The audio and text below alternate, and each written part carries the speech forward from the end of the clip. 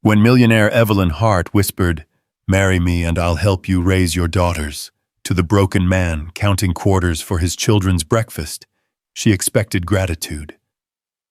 Instead, Daniel Rivera's response left her speechless in that rain-soaked Seattle café. What happens when desperation meets destiny, when pride collides with love? Stay with me until the end of this incredible journey, and please comment your city so I can see how far this story travels across the world. The rain hammered against the windows of Sunrise Cafe like bullets against armor, each drop carrying the weight of Seattle's endless gray October. Inside, Daniel Rivera sat hunched over a chipped ceramic mug, his calloused fingers wrapped around lukewarm coffee that had long since grown bitter. His eyes, once bright with ambition and hope, now held the hollow stare of a man who had watched his world crumble piece by piece. Across the small wooden table, 8-year-old Sophie pressed her nose against the rain-streaked glass, her breath fogging the surface as she traced invisible patterns. Her dark hair, so much like her mother's, fell in gentle waves past her shoulders, and when she turned to look at her father, Daniel's heart clenched with a familiar ache. "Daddy," she whispered, her voice barely audible above the storm. "Maya's stomach is making those noises again." Daniel's gaze shifted to his younger daughter, 6-year-old Maya, who sat curled against Sophie's side like a kitten seeking warmth.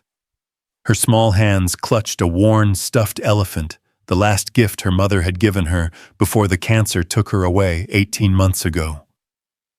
Maya's eyes, wide and trusting, looked up at him with the kind of faith that made Daniel's chest tight with guilt and love. "I know, sweetheart," he murmured, his voice rougher than he intended. He reached into his jacket pocket and felt the familiar weight of his wallet, too light, always too light. Inside, he knew exactly what waited for him: one $20 bill, 3 fives, and a handful of coins that barely added up to hope. $38.67. That was all that stood between his daughters and hunger for the next 5 days, until his disability check arrived. The irony wasn't lost on him. Daniel Rivera, who had once commanded construction crews building skyscrapers that kissed the Seattle sky, who had earned 6 figures and owned a house with a white picket fence and a 2-car garage, was now rationing coffee and counting quarters like they were precious gems. The accident had changed everything. One moment he was directing the installation of steel beams 40 stories above the ground, and the next he was waking up in a hospital bed with doctors explaining that the falling debris had crushed 3 vertebrae in his lower back. The surgery had saved his ability to walk, but it had stolen his ability to do the only work he'd ever known. "Daddy, look!" Maya's small voice pulled him from his dark thoughts. She was pointing at the glass display case near the counter, where rows of pastries gleamed under warm yellow lights like edible jewels. Croissants, Danish pastries, chocolate chip muffins, and cinnamon rolls that made the air thick with the promise of comfort. Sophie followed her sister's gaze and quickly looked away, but not before Daniel caught the longing in her eyes. His 8-year-old daughter had learned not to ask for things they couldn't afford, and somehow that mature restraint broke his heart more than any tantrum ever could. "Maybe next time, angels," he said, the lie tasting like ash in his mouth. When would there be a next time? When would $38 stretch far enough to cover both necessity and joy? The bell above the cafe door chimed, and Daniel glanced up to see a woman entering, shaking rain from an expensive-looking coat. She was probably in her early 60s, with silver hair pulled back in an elegant chignon, and the kind of posture that spoke of money and power. Her clothes were understated, but clearly expensive, the kind of wealth that didn't need to announce itself. She ordered something Daniel couldn't hear over the rain, then turned to survey the cafe. Her eyes, sharp and intelligent, swept across the scattered tables until they landed on Daniel and his daughters. For a moment, their gazes met, and Daniel felt an odd chill run down his spine. There was something in her expression, recognition perhaps, or curiosity, that made him shift uncomfortably in his seat. The woman collected her order and moved toward a table near the window, but Daniel noticed she kept glancing in their direction. Maya had noticed too, and with the fearless curiosity of childhood, she waved at the elegant stranger. To Daniel's surprise, the woman smiled and waved back. "She seems nice," Sophie observed quietly, always the more cautious of his daughters. "Don't stare, sweetheart," Daniel murmured, but his own eyes kept drifting back to the mysterious woman. There was something familiar about her, though he couldn't place what it was. Maya's stomach chose that moment to growl audibly, a sound that seemed to echo in the small café despite the rain and soft jazz playing overhead. Daniel's face burned with shame and he quickly stood up.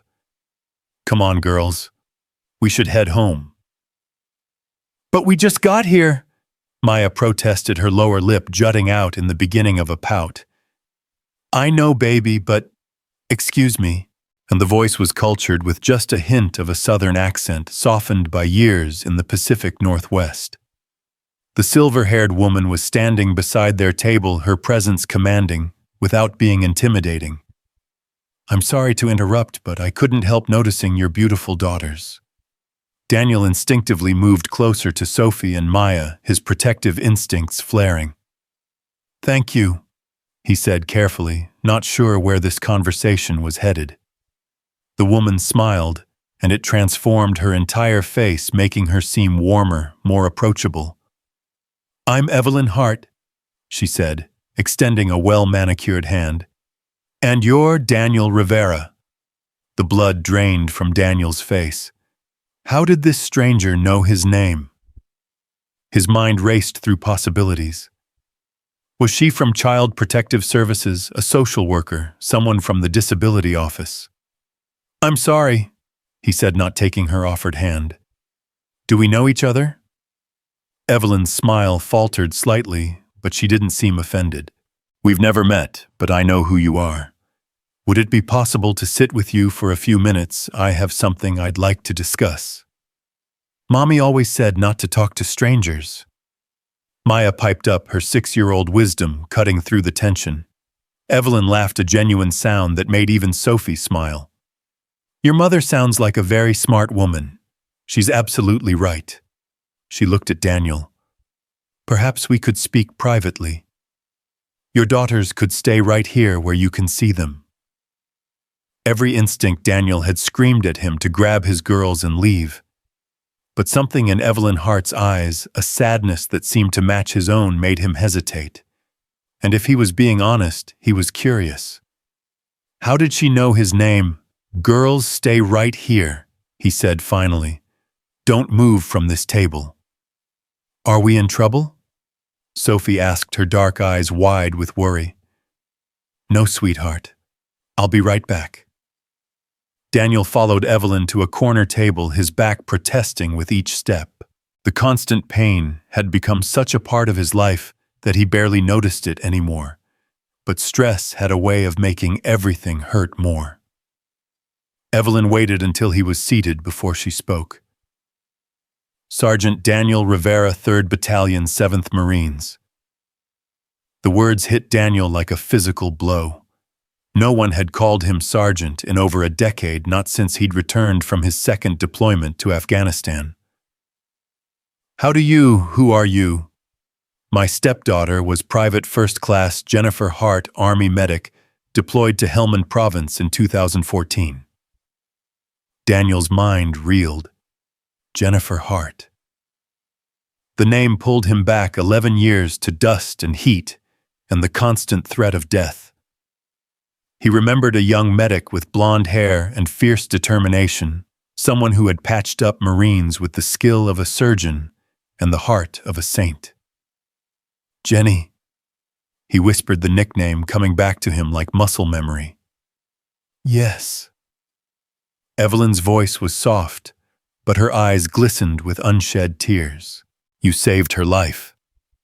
The café seemed to fade around them as Daniel was pulled back into that scorching Afghan morning. The IED had detonated just 50 yards from their patrol, sending shrapnel flying like deadly confetti. When the dust settled, they'd found Private Hart pinned under a collapsed wall, bleeding from a head wound and unconscious. Daniel had been the one to dig her out to carry her to safety, while bullets whined overhead like angry hornets. It had been his job what any Marine would have done for a fellow service member. "I just did what anyone would have done," he said quietly. "No." Evelyn shook her head. "The others wanted to wait for backup. The area hadn't been cleared. You went in anyway." Daniel frowned. How could she possibly know such specific details? "Ma'am, I'm not sure what this is about, but Jenny died 3 years ago." Evelyn interrupted, her voice breaking slightly. "Cancer. Liver cancer, probably from exposure to burn pits during her deployment." The words hit Daniel like a sledgehammer.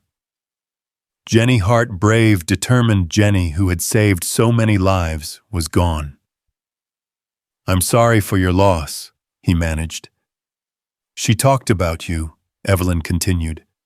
"About the Marine who saved her life. She tried to find you after she got home, but military records are difficult to navigate, and you had already left the service." Daniel nodded numbly. He'd left the Marines in 2015, eager to start his civilian life with Maria, to build something permanent and peaceful. Before she died. Evelyn's voice was barely above a whisper now. "Jenny made me promise to find you, to make sure you were okay, to repay the debt she felt she owed." "She didn't owe me anything," Daniel protested. "Try telling that to a dying 28-year-old who wanted to make sure her savior was taken care of." Evelyn reached into her purse and pulled out a small photograph. It showed a young woman in army fatigues smiling at the camera despite the harsh desert backdrop behind her. "This was taken a week after you saved her life." Daniel stared at the photo, remembering that smile, remembering how Jenny had thanked him over and over as they waited for the medevac helicopter. "What do you want from me?" "I want to honor her dying wish," Evelyn said simply. "I hired investigators. It took them 6 months to track you down. I know about the accident, about your wife's death, about your situation." A cold fury began to build in Daniel's chest. "You investigated me. You had people prying into my life. I had to know if you needed help. So this is charity." Daniel's voice rose slightly, causing several other cafe patrons to glance in their direction. "You're here to throw money at the poor, crippled veteran." "No," Evelyn said firmly. "I'm here because a young woman I loved like a daughter asked me to take care of the man who saved her life, and I can see that man is drowning." The words hung between them like a challenge. Daniel wanted to storm out to take his daughters and leave with whatever dignity he had left. But Maya's hungry stomach growl echoed in his memory, and Sophie's resigned acceptance of another disappointment made his chest tight with shame. "What exactly are you proposing?" he asked quietly. Evelyn leaned forward, her eyes intense. "I'm 62 years old, Mr. Rivera.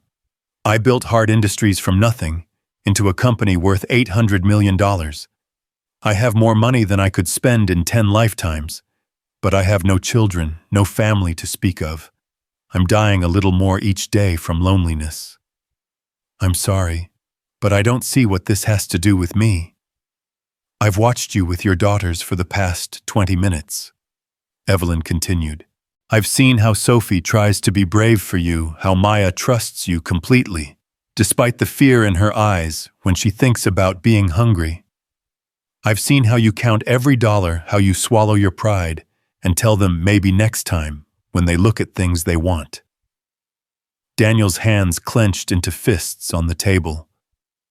If you're trying to humiliate me, I'm trying to offer you a solution that benefits both of us. What kind of solution? Evelyn took a deep breath, as if steeling herself for what came next. Marry me. The words hung in the air between them like a bomb waiting to explode. Daniel stared at her, certain he had misheard. Excuse me. Marry me, Daniel. Let me help you raise your daughters. Are you insane? The question came out louder than he intended, and he quickly glanced back at Sophie and Maya to make sure they hadn't heard. I know how it sounds, Evelyn said quickly. But think about it logically. You need financial stability, and your daughters need security. I need family purpose, a reason to get up in the morning that doesn't involve board meetings and profit margins. You're talking about a marriage of convenience. Those went out with the 19th century. Did they? Evelyn's voice was calm, reasonable.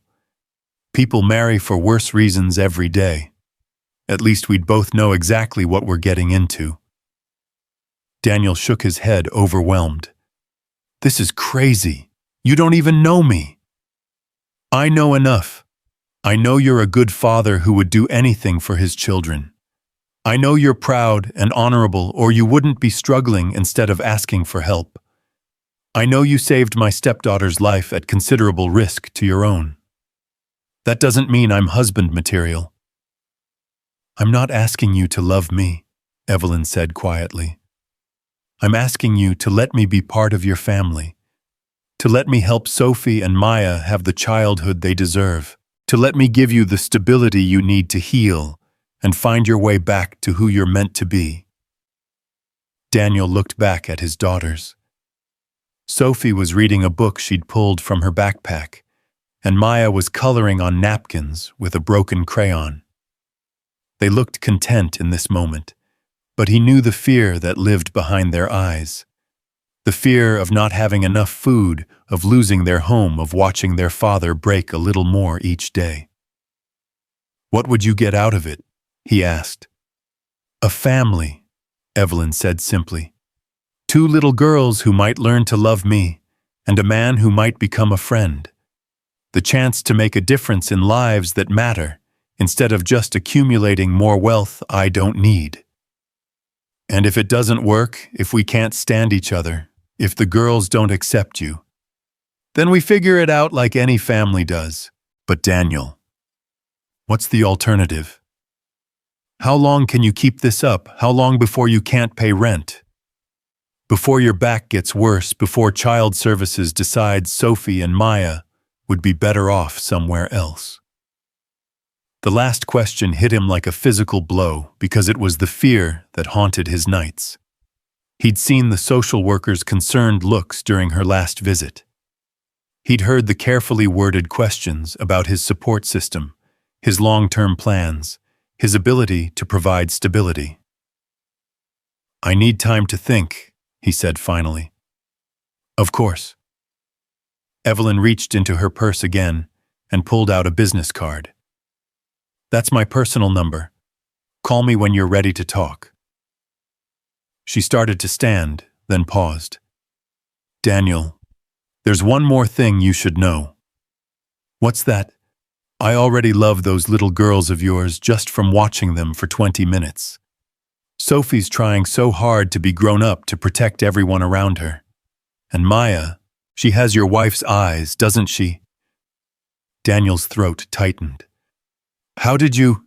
I researched your family. Remember, I saw the photos from happier times. Your wife was beautiful, and she raised beautiful daughters. I'm not trying to replace her, Daniel. I just want to help you honor her memory by giving Sophie and Maya the life she would have wanted for them. With that, Evelyn Hart walked away, leaving Daniel sitting alone with his thoughts and the business card that might represent either salvation or the biggest mistake of his life. He returned to his daughters, trying to keep his expression neutral despite the chaos in his mind. Who was that lady, Daddy? Maya asked, looking up from her coloring. Just someone who knew Daddy from a long time ago, he said, settling back into his chair. She seemed nice, Sophie observed, her 8-year-old intuition picking up on undercurrents she couldn't understand. She looked sad, though. Daniel glanced toward the window where Evelyn Hart was walking to a sleek black sedan parked at the curb. Even from a distance, he could see the slight slump of her shoulders, the way she moved like someone carrying invisible weight. "Yeah, sweetheart. I think she's sad." "Why?" How could he explain to his daughter that loneliness came in many forms, that sometimes the people who seemed to have everything were actually the ones with nothing that mattered? "Sometimes grown-ups have problems that money can't fix," he said finally. Maya looked up from her napkin art, a crayon drawing of what might have been a house or a rainbow. It was hard to tell. "Maybe she needs a hug." Daniel's chest tightened. Even hungry and uncertain about her own future, his 6-year-old daughter's first instinct was to comfort someone else's pain. Maria would have been so proud. "Maybe she does, baby." They sat in the café for another hour, Daniel nursing his cold coffee while the girls read and colored and watched the rain streak down the windows. He tried to process what had just happened, but his mind kept circling back to Evelyn Hart's proposition, like a moth drawn to flame. "Marry me. Let me help you raise your daughters."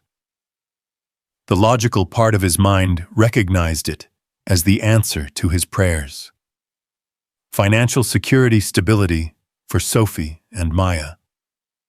A chance to stop watching his children go without the basic necessities of childhood. But the emotional part of him recoiled from the idea. He'd been married once, truly married to a woman who had owned his heart completely. The thought of entering into some cold business arrangement felt like a betrayal of everything he and Maria had shared. But what if it didn't have to be cold? What if Evelyn Hart was exactly what she appeared to be, a lonely woman who genuinely wanted to help? What if this could actually work? "Daddy, can we go home now?" Sophie's voice interrupted his spiraling thoughts. "I want to work on my school project." "Sure, sweetheart." They walked the 6 blocks to their apartment, through the steadily falling rain, Daniel's back aching with each step. Their building was a converted house that had seen better days, divided into 4 small apartments that housed people like Daniel, folks who were one paycheck away from homelessness.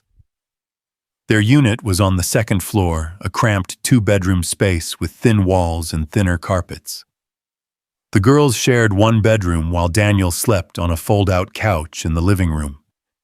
It wasn't much, but it was home, and he'd been determined to keep it that way. That determination was getting harder to maintain with each passing month. While Sophie worked on her homework at the small kitchen table, and Maya built elaborate cities with her collection of mismatched blocks, Daniel sat at his laptop, trying to make sense of their finances. The numbers stared back at him, like accusers, each line item a reminder of how far he'd fallen. Rent, $1,200 per month. Utilities, $180. Food, $400, and they were still going hungry. Medical expenses, $320. Car payment, $280. Insurance, $150. His monthly disability check covered most of it, but barely. There was nothing left over for emergencies, for the girls' activities, for anything that might make their lives brighter or more normal. As he stared at the screen, Evelyn Hart's business card seemed to burn a hole in his pocket. He pulled it out and studied the elegant script, Evelyn Hart, CEO, Hart Industries. A quick internet search revealed the scope of her wealth. Hart Industries was a major player in sustainable technology, with contracts across the Pacific Northwest. Evelyn herself had been featured in Forbes and Fortune, profiled as one of the most successful self-made businesswomen in America. And she wanted to marry him. Daniel Rivera, disabled veteran with $38 to his name. "Daddy," Maya's small voice called from the living room. "I'm hungry." Daniel's heart clenched. It was only 4 o'clock, but they'd skipped lunch and breakfast had been minimal. He opened the refrigerator and surveyed their meager supplies: half a loaf of bread, some peanut butter, a few apples that were starting to look soft, and leftover rice from 2 nights ago. "How about peanut butter sandwiches?" he called back, injecting false cheer into his voice. Again, Maya's disappointment was palpable. "With apples?" Daniel added, as if that made it special. He made the sandwiches and cut the apples, arranging everything on their mismatched plates with the care of a chef presenting a gourmet meal. The girls ate without complaint, but he noticed how Sophie only ate half her sandwich, leaving the rest for later. She was trying to make their food stretch, his 8-year-old daughter rationing her own meals so there would be more for everyone else. That night, after the girls were asleep in their shared bed, Daniel sat on his fold-out couch and stared at Evelyn Hart's business card until the numbers blurred together. Outside, the rain continued to fall, drumming against the windows like persistent questions he couldn't answer. What kind of father let his children go hungry when help was being offered? What kind of man let his pride matter more than his daughter's future? But what kind of person entered into a marriage without love, using a lonely woman's need for family to solve his own problems?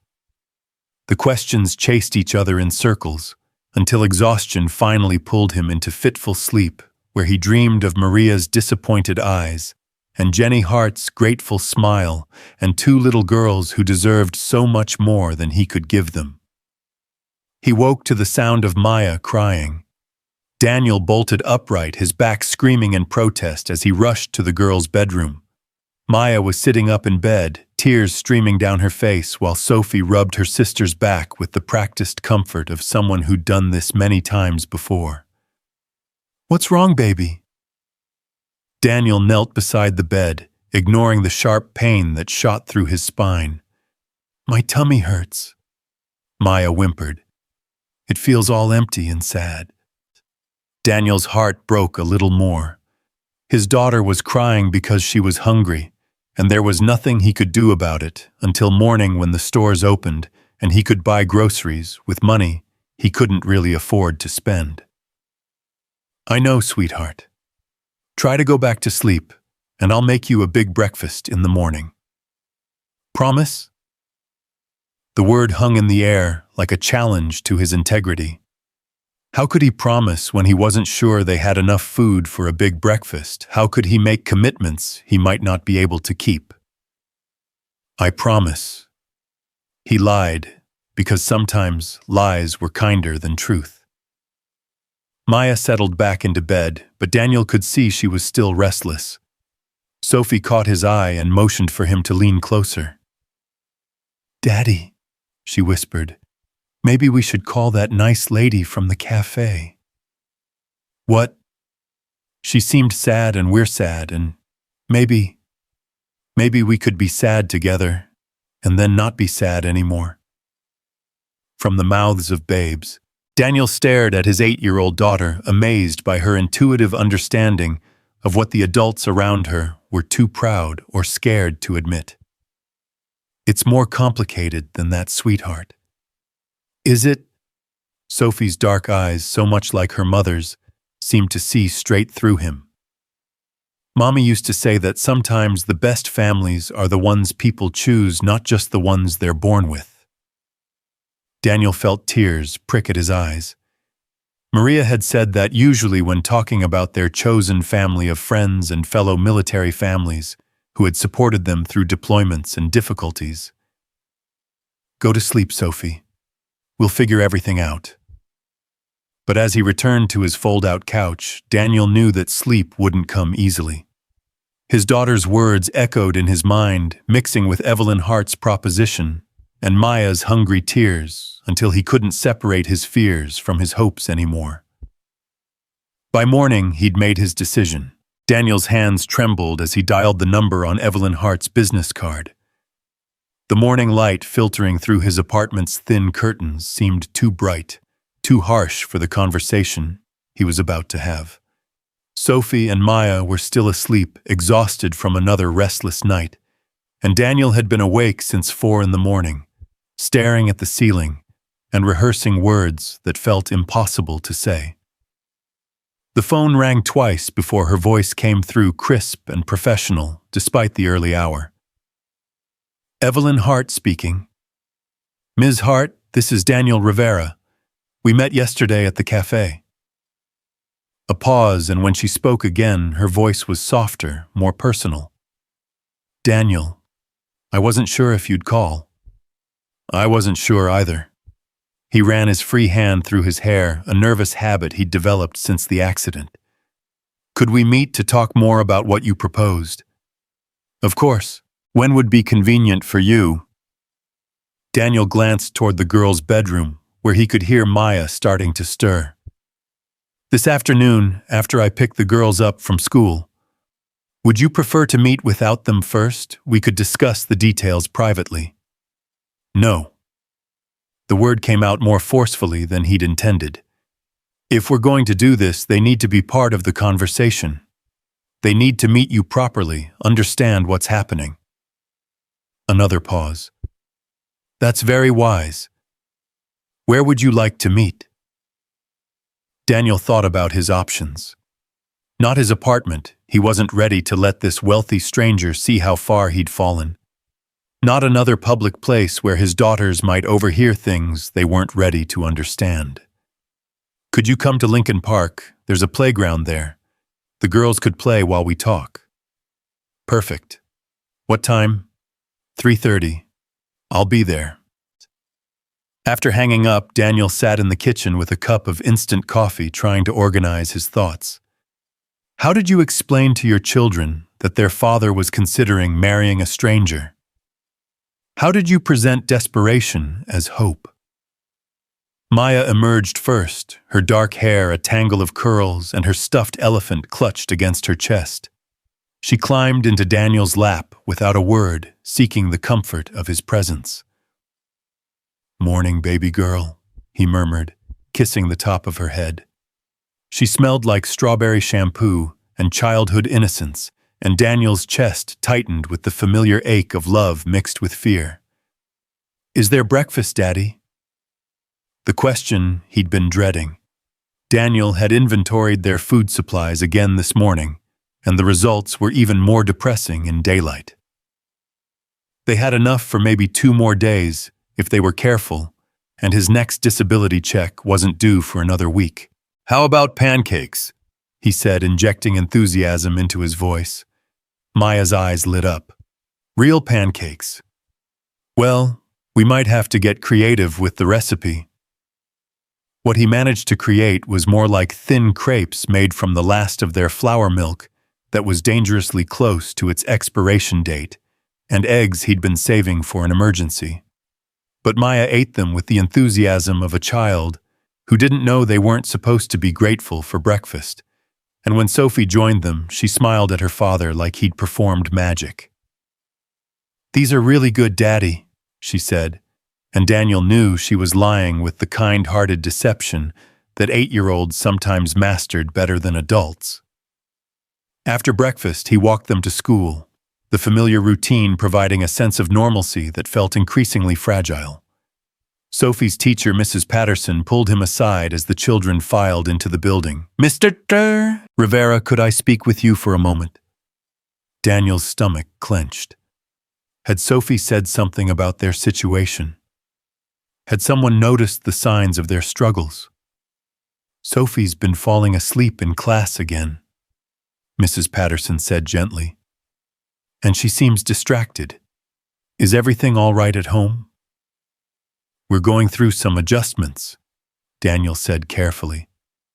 But Sophie's okay. Mrs. Patterson studied his face with the practiced eye of someone who'd seen too many families in crisis. Mr. Rivera, if you need resources, if there's anything the school can do to help. We're fine, Daniel said, the lie coming easier with practice. Thank you for your concern. But as he walked away from the school, Daniel knew they weren't fine. They were drowning slowly and quietly, and his pride was the anchor pulling them deeper. The hours until his meeting with Evelyn Hart passed with agonizing slowness. Daniel tried to clean the apartment, then gave up when he realized it only emphasized how little they had. He attempted to work on his resume, updating it with the few freelance construction consultation jobs he'd managed to get, but the gaps in his employment history seemed to mock him from the screen. Finally, it was time to collect the girls from school. Sophie bounded out of the building with the resilience of childhood, but Daniel noticed the way she carefully packed her backpack, making sure not to leave anything behind. Maya was quieter, clinging to his hand as they walked. "Daddy, where are we going?" Maya asked as they approached Lincoln Park instead of heading home. "Remember that nice lady from the café yesterday? She's going to meet us here." "Why?"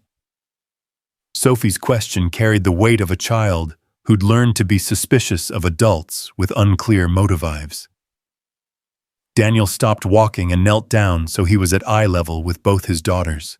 The conversation he'd been dreading couldn't be postponed any longer. "Girls, Daddy's been having a hard time since Mommy died. With work and money and taking care of everything." Both children nodded solemnly, and Daniel's heart broke a little more at their mature acceptance of adult problems. "The lady we're meeting, Ms. Hart, she knew someone who Daddy helped when he was a soldier. And she wants to help us now." "Help us how?" Sophie's 8-year-old instincts were clearly on high alert. "She wants to be part of our family," Daniel said carefully. "She wants to marry Daddy and help take care of you girls." The silence that followed seemed to stretch forever. Maya's eyes went wide while Sophie's face scrunched up in the expression she wore when working through complicated math problems. "But you loved Mommy," Maya said finally, her voice small and confused. "I did love Mommy. I still do. This would be different. Ms. Hart understands that." "Different how?" Sophie demanded, her protective instincts fully engaged. Daniel struggled to find words that would make sense to children. "Sometimes grown-ups become family, not because they fall in love, but because they care about each other and want to help each other. Like how your friend Emma's stepdad became part of her family after her mom remarried." "But Emma's mom loved her stepdad," Sophie pointed out with devastating logic. "You're right. This would be more like a business arrangement. But a good one where everyone gets something they need." Maya was chewing on her lower lip, a sign that she was thinking hard. "Would she be mean to us?" "No, baby. I don't think she would be mean to you." "Would we have enough food?" Sophie's question cut straight to the heart of their reality. "Yes," Daniel said, and for the first time in months, he could make that promise without lying. "We would have enough food." Sophie exchanged a look with her sister, and Daniel could see them communicating in the wordless way that siblings often do. Finally, Sophie nodded. "Okay, we'll meet her." They found Evelyn Hart sitting on a bench near the playground, dressed more casually than she'd been at the café.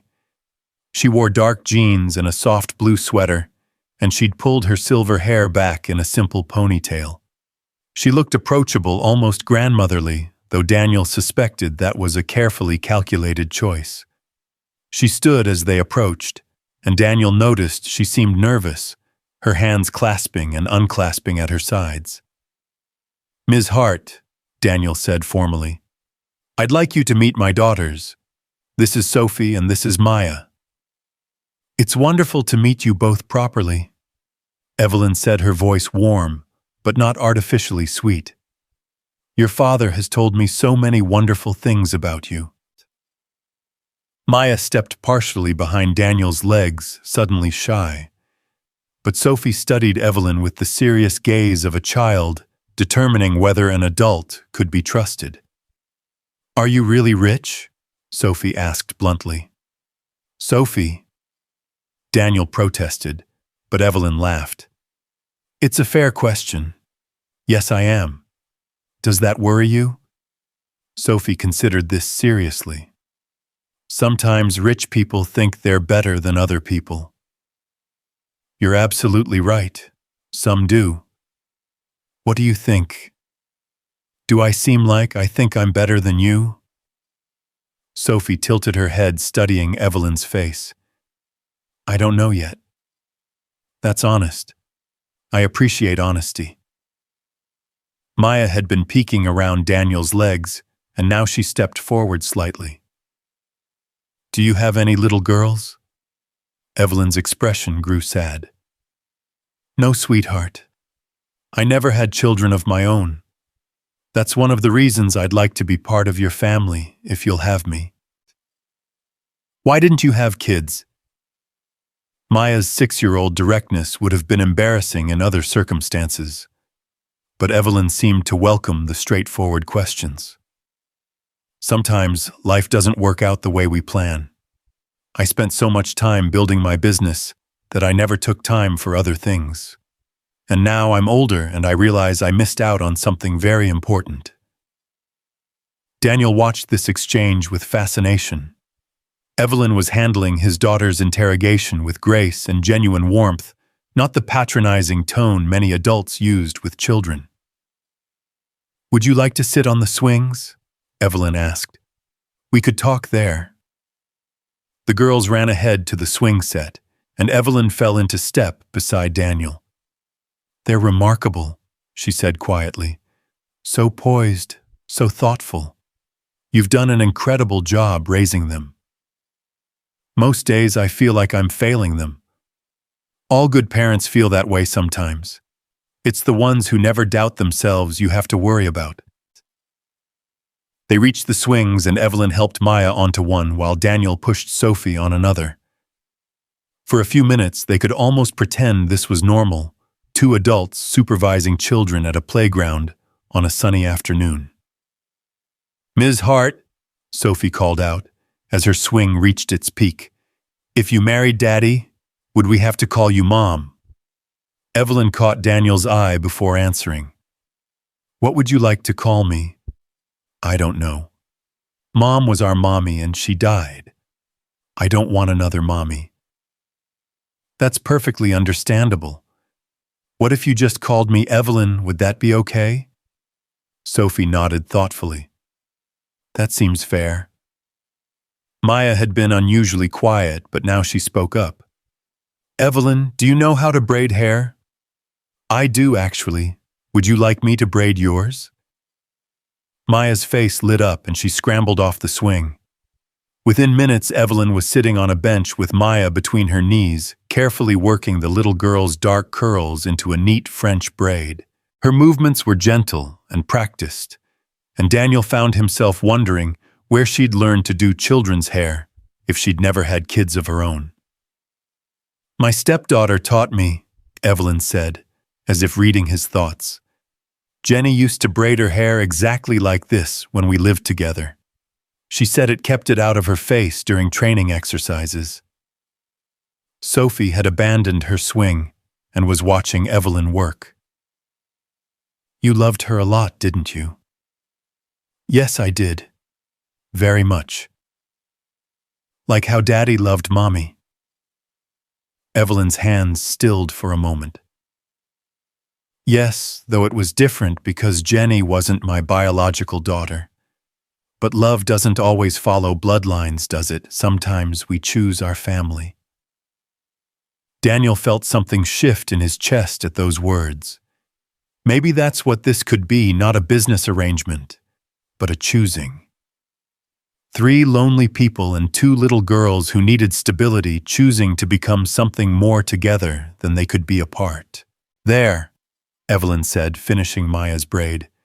You look beautiful. Maya touched her hair with wonder. It feels fancy. All done, Sophie announced, running over to admire her sister's new hairstyle. That's really pretty, Evelyn. The casual use of her first name seemed to please Evelyn enormously. Thank you, Sophie. You know, if this arrangement works out, there are lots of things we could do together. I have a big house with a garden, and there's a piano that's been sitting silent for too long. Do either of you play instruments? I want to learn piano, Sophie said immediately, but lessons cost too much money. Well, maybe that won't be a problem anymore, Evelyn said gently. Daniel watched his daughters warming up to this woman, and he felt the last of his resistance beginning to crumble. Maybe this could work. Maybe they could all get what they needed without anyone having to sacrifice their dignity or their dreams. Daddy, Maya said, climbing into his lap. I like Evelyn. She's nice and she makes my hair pretty and she doesn't talk to us like we're babies. I like her too, Sophie added, though her approval came with characteristic seriousness. But Daddy, are you sure about this? Marriage is supposed to be forever. Out of the mouths of babes again. Daniel looked at Evelyn, who was watching him with patient, understanding eyes. Sometimes, sweetheart, forever starts with just being willing to try. Sophie considered this with the gravity of a Supreme Court justice. Okay, but if it doesn't work, we need to promise to talk about it like a family, not just make decisions without everyone. Evelyn smiled. I think that's a wonderful rule for any family. Are you always this wise? Sophie shrugged with 8-year-old modesty.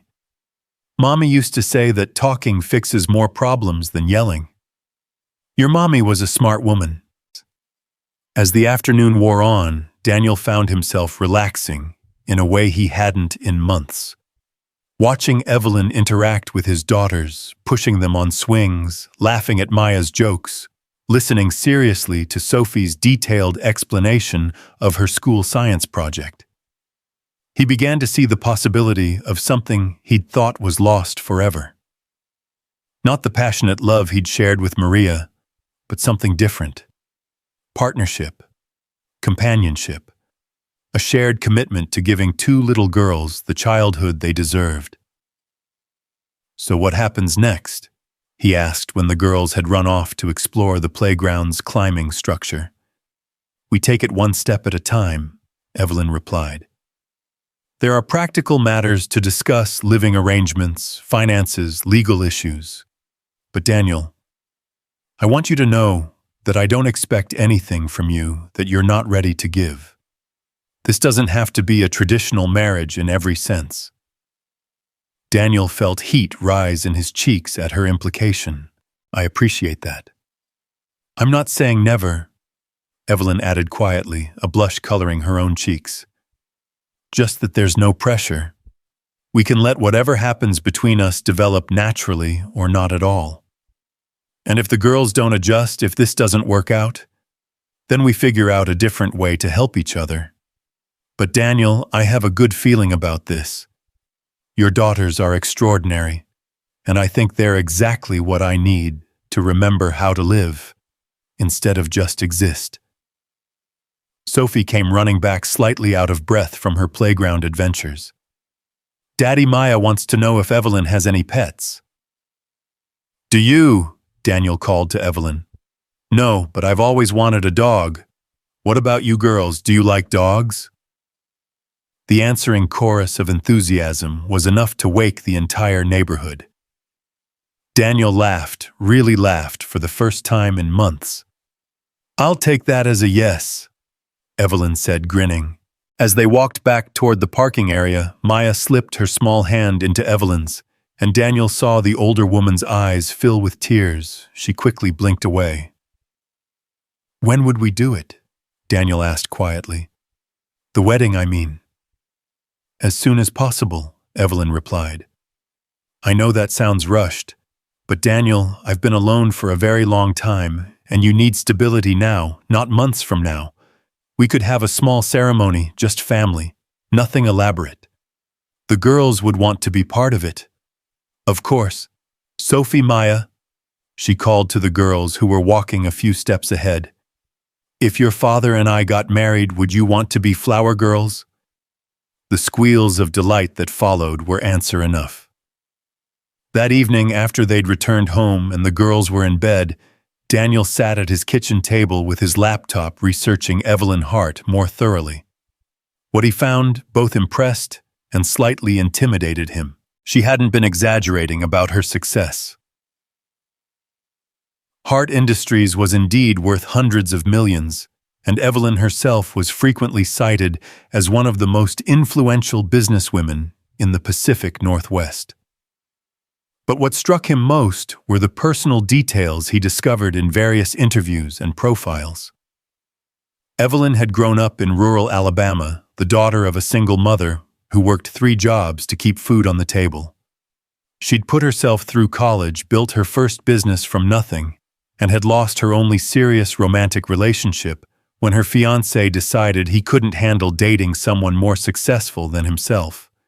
She understood struggle. She understood loneliness. And maybe, just maybe, she understood what it meant to choose family over convenience. His phone buzzed with a text message from an unknown number. "Thank you for today. Your girls are wonderful, and I can already tell they're going to teach me more than I teach them. I meant what I said about taking this slowly. We have time to get to know each other properly." Evelyn Daniel stared at the message for a long moment before typing back. "Thank you for being patient with all of us. I think this might actually work. I hope so. Good night, Daniel." Good night, Evelyn. The next few days passed in a blur of practical arrangements and emotional adjustments. Evelyn had insisted on handling all the legal aspects through her attorney, a kind woman named Sarah Chen, who specialized in family law. There would be a prenuptial agreement, of course, but one that ensured Sophie and Maya would be provided for, regardless of what happened between Daniel and Evelyn. "I want them to think of me as family," Evelyn had explained during one of their daily phone conversations. "That means they should inherit from me just like any parent's children would." The generosity of it left Daniel speechless. This woman was willing to legally commit to supporting his daughters for the rest of their lives based on a few conversations and her love for a stepdaughter who had died. But it was the small gestures that really won him over. When Maya mentioned loving chocolate chip pancakes, Evelyn showed up the next morning with ingredients and an offer to cook breakfast. When Sophie worried about missing school for the wedding, Evelyn arranged for the ceremony to be held on a Saturday and invited Sophie's best friend Emma to attend. Most importantly, she kept her word about taking things slowly. Their conversations were easy, comfortable, like talking to an old friend rather than a stranger he was about to marry. They talked about everything: their childhoods, their dreams, their fears, their hopes for the girls' future. "I keep waiting for the catch," Daniel admitted one evening, as they sat on a bench outside Sophie's piano lesson, the lessons Evelyn had insisted on paying for immediately. "What kind of catch?" "The part where you turn out to be crazy or controlling or secretly terrible with children." Evelyn laughed. "Well, the day is young. Give me time." "I'm serious. This feels too good to be true." "Daniel," she said, turning to face him, "what if it's not too good to be true? What if it's just true? What if sometimes life actually works out?" "That hasn't been my experience lately." "Mine either. But maybe that's changing for both of us." Sophie emerged from her lesson with a huge smile, practically bouncing with excitement. "Evelyn, Mrs. Rodriguez says I have natural talent. She wants to teach me a song for the wedding." "That would be perfect," Evelyn said, and Daniel could see that she meant it. This woman who had built an empire from nothing was genuinely excited about an 8-year-old playing piano at their small wedding. That night, as Daniel tucked the girls into bed, Maya looked up at him with serious eyes. "Daddy, are you happy about marrying Evelyn?" The question caught him off guard. Was he happy he'd been so focused on the practical benefits on solving their immediate problems that he hadn't really examined his own feelings?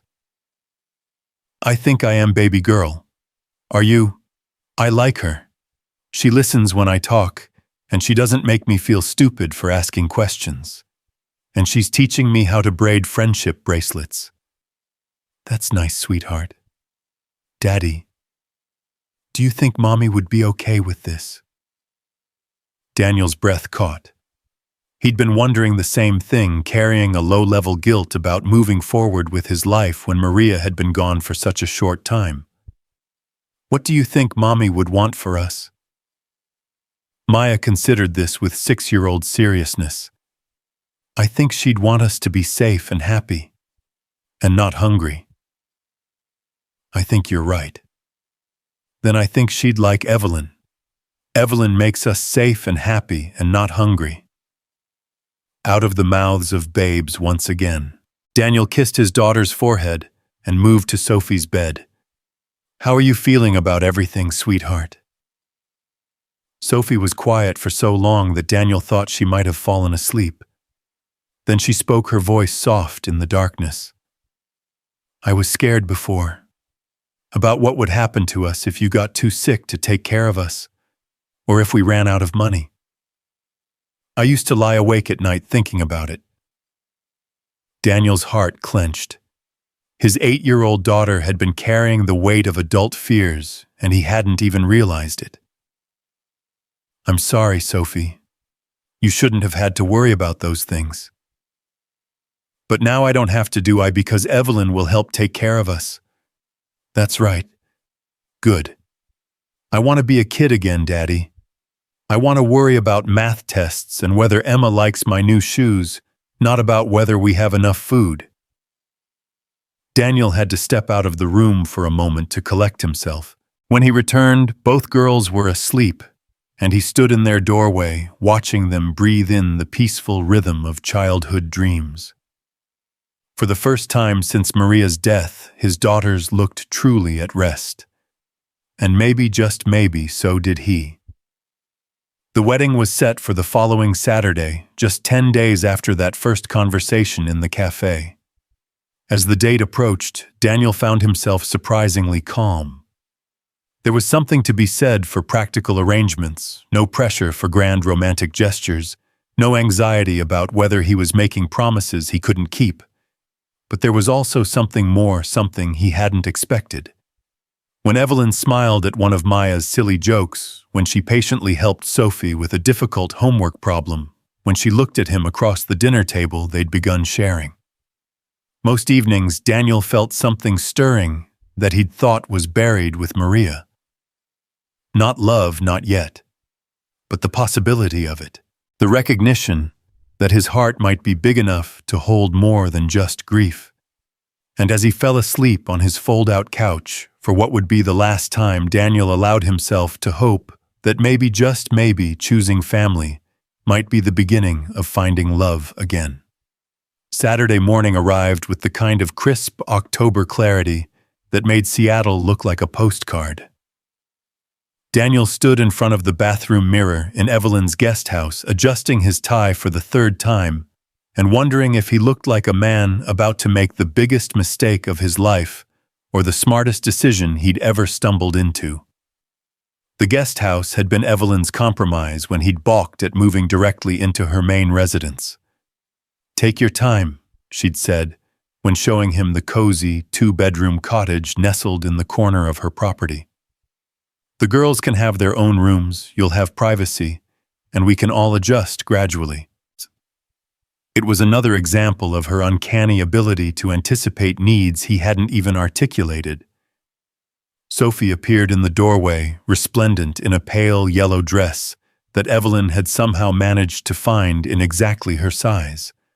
Her dark hair was pulled back in an elaborate bun, decorated with tiny white flowers, and she looked so much older than her 8 years that Daniel's chest tightened. You look nervous, Daddy, she observed with her characteristic directness. Do I? Your hands are shaking. Daniel looked down and realized she was right. He flexed his fingers, trying to steady them. I guess I am a little nervous. Why, you like Evelyn, don't you? I do like her, very much. And she likes us. She does. Sophie moved closer, studying his face with the intensity of a child trying to solve an adult puzzle. Then what's wrong? How could he explain to his 8-year-old daughter that he was terrified of failing again, that he was afraid of not being worthy of the second chance he was being offered, that sometimes good things felt too fragile to touch? Sometimes when something really important is about to happen, it's normal to feel scared, he said finally. Even if it's good important, especially if it's good important. Sophie considered this with the seriousness she brought to all of life's complexities. Then she reached up and straightened his tie with small, careful hands. There. Now you look perfect. Thank you, sweetheart. Daddy. She hesitated as if weighing whether to voice whatever was on her mind. Do you think Mommy can see us today? The question hit Daniel like a physical blow. He knelt down so he was at eye level with his daughter, his hands resting gently on her shoulders. What do you think? I think she can, and I think she's happy that we found someone who wants to take care of us the way she did. Daniel's vision blurred, and he had to blink hard to keep his composure. I think you're absolutely right. A knock at the cottage door interrupted the moment. Maya burst in wearing an identical yellow dress, her hair braided with ribbons that matched Sophie's flowers. Behind her came Evelyn, and Daniel's breath caught at the sight of her. She wore a simple cream-colored dress that somehow managed to be both elegant and understated. Her silver hair was styled in soft waves, and she carried a small bouquet of white roses mixed with eucalyptus. She looked beautiful, but more than that, she looked happy. Genuinely, radiantly happy, in a way that made Daniel realize how rarely he'd seen that expression on adult faces lately. Are my girls ready?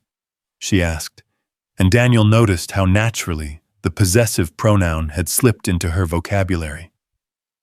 We're ready, Maya announced, spinning in a circle to make her dress flare out. Look at my shoes.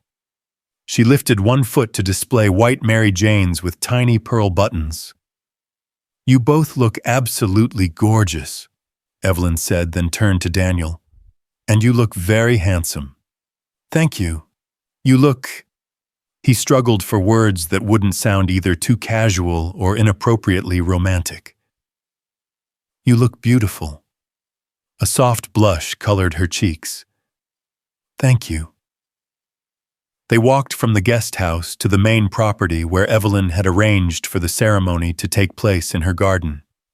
It was a modest affair, just the four of them, the officiant Sarah Chen, the attorney serving as witness, and Emma, Sophie's best friend, whose presence had been Sophie's one specific request. The garden was transformed with simple white decorations, strings of lights wound through the trees, white ribbon tied to the backs of a small collection of chairs, and an arch of roses and greenery where they would exchange vows. It was elegant without being ostentatious, romantic without being overwhelming. It's like a fairy tale, Maya whispered, her eyes wide with wonder. Do you like it? Evelyn asked, and Daniel could hear the genuine anxiety in her voice. She wanted this to be perfect for them, especially for the girls. It's the most beautiful wedding ever, Sophie declared with 8-year-old authority, and Evelyn's relief was palpable. The officiant was a kind woman named Reverend Martinez, whom Evelyn had found specifically because she specialized in blended families and unconventional arrangements. She had spent time with all of them over the past week, helping them craft vows that felt authentic to their unique situation. Before we begin, Reverend Martinez said, as they gathered under the rose arch, I want to remind everyone that marriage is not just about two people making promises to each other. When children are involved, it becomes a commitment from all family members to love, support, and care for one another. She looked at Sophie and Maya, who were standing between Daniel and Evelyn, each holding a small bouquet of baby's breath. Sophie and Maya, do you promise to welcome Evelyn into your family with open hearts, to give her a chance to love you and learn how to be the best stepmother she can be. Sophie looked up at Maya, and they shared one of their silent sister communications before Sophie answered for both of them. "We promise." "And Evelyn, do you promise to love and protect Sophie and Maya as if they were your own daughters, to support their relationship with their father and honor the memory of their mother?" "I do," Evelyn said, her voice steady but emotional. "I promise to love them with all my heart." Daniel. "Do you promise to be patient as Evelyn learns how to be part of your family, to include her in decisions about the girls, and trust her to have their best interests at heart?" "I do," Daniel said, looking at Evelyn's face and meaning it more than he'd expected to. "Now," Reverend Martinez smiled, "let's proceed with the traditional vows." Daniel had worried about this part, about speaking words of love and devotion that felt hollow when his heart still belonged partially to a woman who was gone. But as he looked at Evelyn holding his daughter's hands and smiling at him with such warmth and hope, the words came easier than he'd anticipated. "Evelyn," he began, his voice stronger than he'd expected, "I can't promise you the kind of love that comes from years of shared history or the passion of youth. But I can promise you partnership, respect, and gratitude. I promise to honor what you're giving to me and my daughters, and to work every day to be worthy of it. I promise to be open to whatever this relationship becomes, whether it's friendship, partnership, or something more." Evelyn's eyes glistened as she responded. "Daniel, I've spent most of my adult life building a business empire, but I forgot to build a life. You and Sophie and Maya are giving me the chance to remember what really matters. I promise to love your daughters as my own, to support you in rebuilding your dreams, and to create a home where all of us can heal and grow. I promise to be patient with myself and with all of you as we figure out how to be a family." The rings they exchanged were simple gold bands, and when Daniel slipped one onto Evelyn's finger, he was surprised by how right it felt. Not the desperate, passionate rightness he'd felt with Maria, but something steadier, more mature, the rightness of a choice carefully made. "By the power vested in me by the state of Washington," Reverend Martinez announced, "I now pronounce you husband and wife. You may kiss the bride." This was the moment Daniel had been dreading.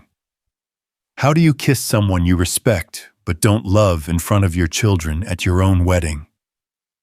But when he leaned forward and Evelyn rose on her tiptoes to meet him halfway, the kiss was soft and sweet and surprisingly natural.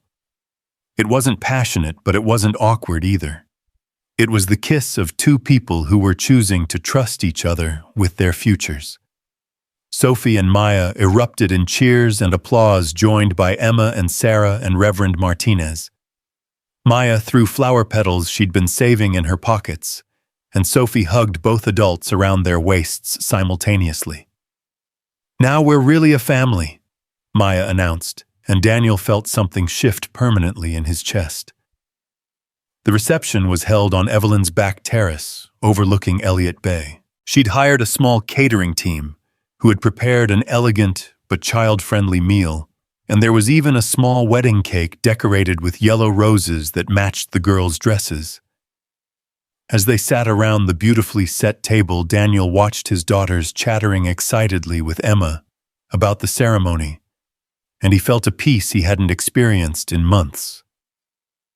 For the first time since Maria's death, the future didn't feel like a series of obstacles to survive. It felt like something to look forward to. "Penny for your thoughts," Evelyn said quietly, settling into the chair beside him. "Just thinking about how different everything is from this morning." "Good, different, or scary different?" "Both," he admitted. "But mostly good." "I have something for you," she said, reaching into a small bag beside her chair. She pulled out a silver picture frame containing a photograph Daniel had never seen before. It showed a much younger version of himself in marine dress blues standing beside Jenny Hart at what appeared to be a military ceremony. Jenny was receiving some kind of medal, and they were both grinning at the camera with the easy camaraderie of people who'd been through something difficult together. "Where did you get this?" Jenny's personal effects. She carried it with her through 3 deployments. On the back she wrote, "My hero, Sergeant Rivera." Daniel turned the frame over and saw the inscription in faded ink. His throat tightened as he read it. "She never forgot what you did for her," Evelyn continued. "And she made me promise that if anything happened to her, I would make sure you were okay. In a way, she's the reason we found each other. I wish I could have seen her again. Told her she didn't owe me anything. She knew that. But gratitude isn't always about what's owed. Sometimes it's about what's given freely out of love." Daniel studied the photograph, remembering that day. It had been toward the end of his 2nd deployment, and Jenny was being recognized for her service as a medic. He'd been proud to stand with her, proud of what they'd all accomplished together. "Thank you for this," he said, "and thank you for everything else. Thank me by being happy, Daniel. Let yourself believe that you deserve good things." Before he could respond, Sophie appeared at his elbow with a piece of cake balanced carefully on a small plate. "Daddy, you have to try this. It's vanilla with raspberry filling, and it's the best thing I've ever tasted." "Is it better than my pancakes?" Daniel asked with mock seriousness. Sophie giggled. "Nothing's better than your pancakes, Daddy. But this is really, really close." As the afternoon wore on, Daniel found himself relaxing, completely, for the first time in months. Emma's parents had come to collect her, and now it was just the 4 of them sitting on the terrace as the sun began to set over the water. Maya had fallen asleep in Evelyn's lap, her small body completely trusting in the arms of her new stepmother. Sophie was curled up beside Daniel, reading one of the books from Evelyn's extensive library. "So what happens now?" Daniel asked quietly, not wanting to wake Maya. "Now we figure it out as we go," Evelyn replied. "Tomorrow we start learning how to be a family. Are you nervous?" She considered the question seriously. "Terrified, actually. I've run board meetings with Fortune 500 executives, but the thought of helping a 6-year-old with her homework makes me break out in a cold sweat." Daniel laughed softly. "You'll be fine. Maya's homework is mostly coloring and basic addition. Sophie's the one who'll challenge you. She's reading at a 5th grade level and asks questions I can't answer." "What kind of questions?" "Last week she wanted to know why the sky is blue, how airplanes stay up, and whether there are more possible chess games or atoms in the universe." "Good Lord. What did you tell her?" "I told her to ask her new stepmother, since she's clearly the smartest person in our family now." Evelyn's laugh was rich and warm. "I walked right into that one, didn't I?" "Sophie's counting on it. She's been making a list of things to ask you. I can't wait to see it." As if summoned by their conversation, Sophie looked up from her book. "Evelyn, can I ask you something?" "Of course, sweetheart." "What's your favorite color?" "Blue. Ocean blue, like the water out there." "What's yours?" "Yellow, like sunshine." "Maya's is purple, and Daddy's is green." "Those are all beautiful colors." Sophie nodded seriously, then returned to her book, as if filing away this important information. Daniel realized she was collecting details about their new family member, building a database of Evelyn Hart facts that would help her understand this person who was now part of their lives. "She's cataloging you," he said quietly. "I noticed. It's actually quite flattering. When was the last time someone cared enough about you to memorize your favorite color?" Daniel thought about it and realized he couldn't remember. Even in his marriage to Maria, they'd been so busy with day-to-day survival, his deployments, her pregnancy, then the demands of raising babies that they'd sometimes forgotten to pay attention to the small details that made each other human. "It's been a while," he admitted. "For me too. I have employees who know my coffee order and my schedule, but no one who cares about my favorite color." Maya stirred in Evelyn's arms, blinking sleepily. "Are we home?" She asked the question, carrying more weight than she realized. "Yes, sweetheart," Evelyn said softly. "We're home." Maya smiled and settled back against Evelyn's chest, apparently satisfied. The simple acceptance of a 6-year-old Daniel reflected was sometimes more profound than all the complex emotions adults brought to relationships. As darkness fell over the water, they moved inside to Evelyn's living room, which Daniel was seeing properly for the first time. It was elegant but comfortable, with deep sofas arranged around a fireplace and built-in bookshelves that covered 2 walls. What struck him most was how lived-in it felt, despite Evelyn living alone. This wasn't a showplace, it was a home waiting for a family to fill it.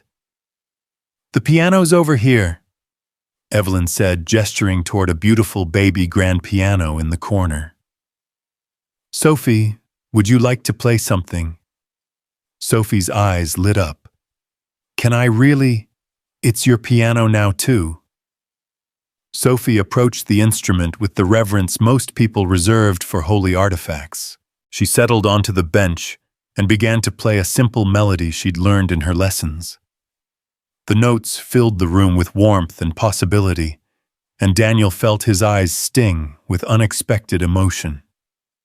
"That's beautiful, sweetheart," he said when she finished. "Mrs. Rodriguez taught me this one yesterday. She said it's called Für Elise, and it's by someone named Beethoven. Ludwig van Beethoven," Evelyn said, settling beside Sophie on the piano bench. "He was a German composer who wrote some of the most beautiful music ever created. Would you like to learn more of his pieces?" "Yes, please. We could find you a new teacher, someone who specializes in classical music."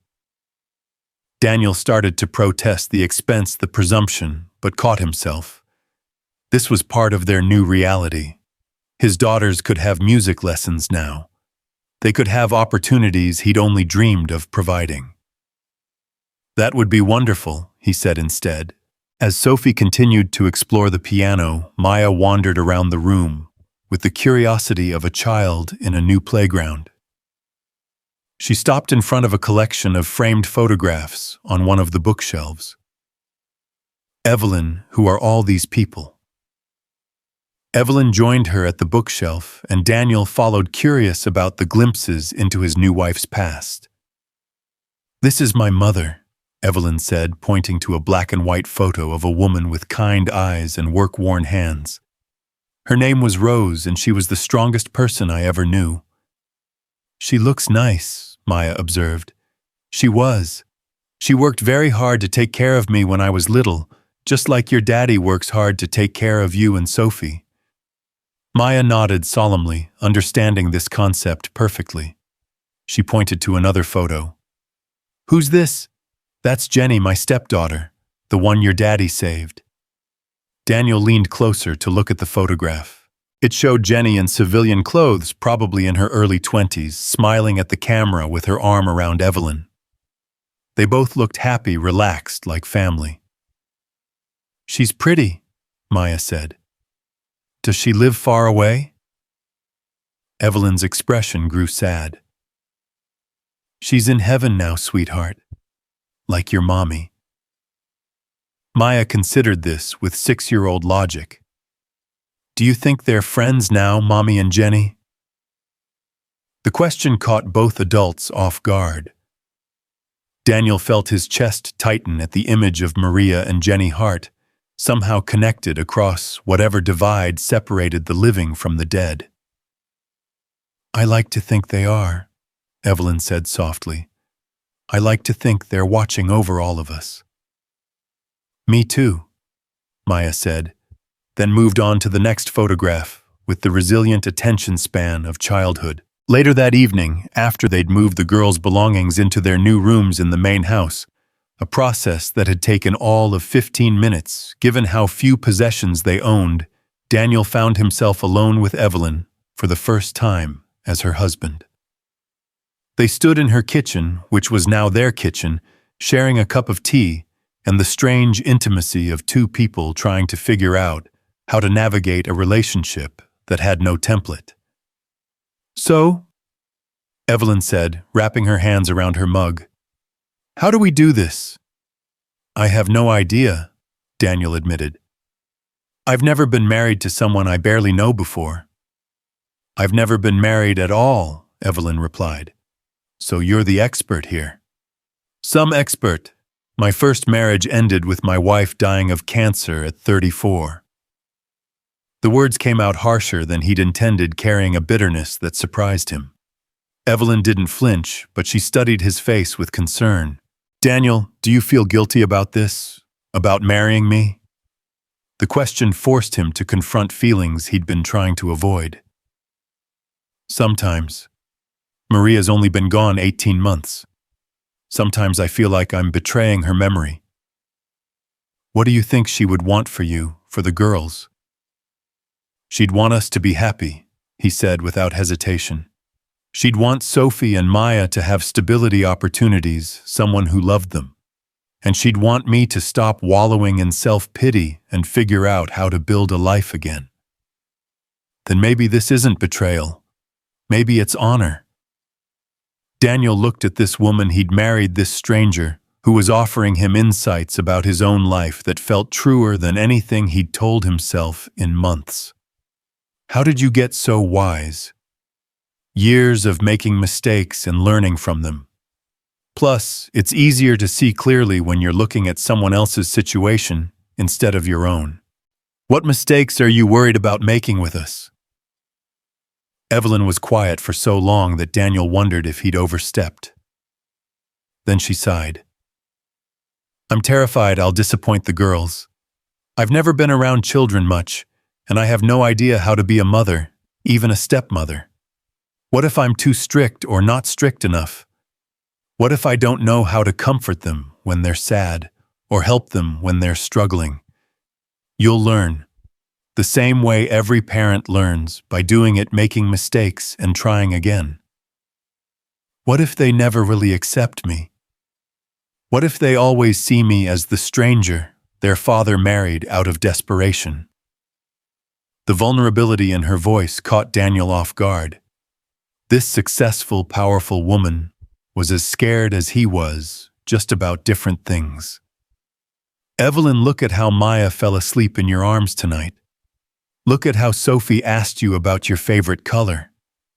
They're not just accepting you, they're choosing you.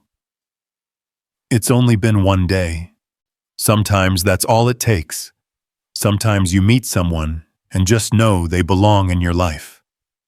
Is that how it was with you and Maria?" Daniel nodded. "I knew the first time I saw her that she was going to be important to me. It wasn't love at first sight exactly, but it was recognition, like my soul recognized hers." "Do you think that only happens once in a lifetime?" The question hung in the air between them, loaded with possibility and fear. Daniel looked at Evelyn, really looked at her, and tried to imagine feeling that kind of connection again. It seemed impossible, but then again, this entire situation would have seemed impossible a week ago. "I don't know," he said honestly, "but I'm starting to think that maybe there are different kinds of recognition. Maybe what we're building doesn't have to be the same as what I had with Maria to be real and valuable." Evelyn smiled. "I hope you're right." "Me too." They finished their tea in comfortable silence, both lost in their own thoughts about the day that had changed everything. Finally, Evelyn yawned and glanced at the clock. "I should let you get some rest. It's been a big day." "Yeah, it has." They stood facing each other in the kitchen, and Daniel realized they were about to confront the practical question of sleeping arrangements. They were married now, but they were still essentially strangers. How did that work? I set up the guest room for you, Evelyn said, as if reading his thoughts. Down the hall from the girls. We can figure out everything else as we go. Relief flooded through him. Thank you. That's perfect. Daniel. She touched his arm lightly as he turned to go. Thank you for today, for taking a chance on this on me. I know it wasn't easy. Thank you for seeing us in that café, for caring enough about Jenny's memory to track us down, for giving my daughters what I couldn't. We're giving each other what we need, she corrected. That's what families do. Daniel went to check on the girls before heading to his temporary room. He found them both fast asleep in Sophie's new bed, having apparently decided to have an impromptu sleepover on their first night in their new home. Maya was curled against her big sister's side, both of them wearing matching pajamas that Evelyn had somehow managed to procure, and both looking more peaceful than he'd seen them in months. Sophie stirred as he pulled the covers up around them. Daddy, she whispered. I'm here, sweetheart. I like our new house, and I like Evelyn. I'm glad. Are you happy, Daddy? The question his 8-year-old daughter asked cut straight to the heart of everything. Was he happy? For 18 months, happiness had seemed like a luxury he couldn't afford, an emotion too frivolous for a man trying to hold his family together through sheer force of will.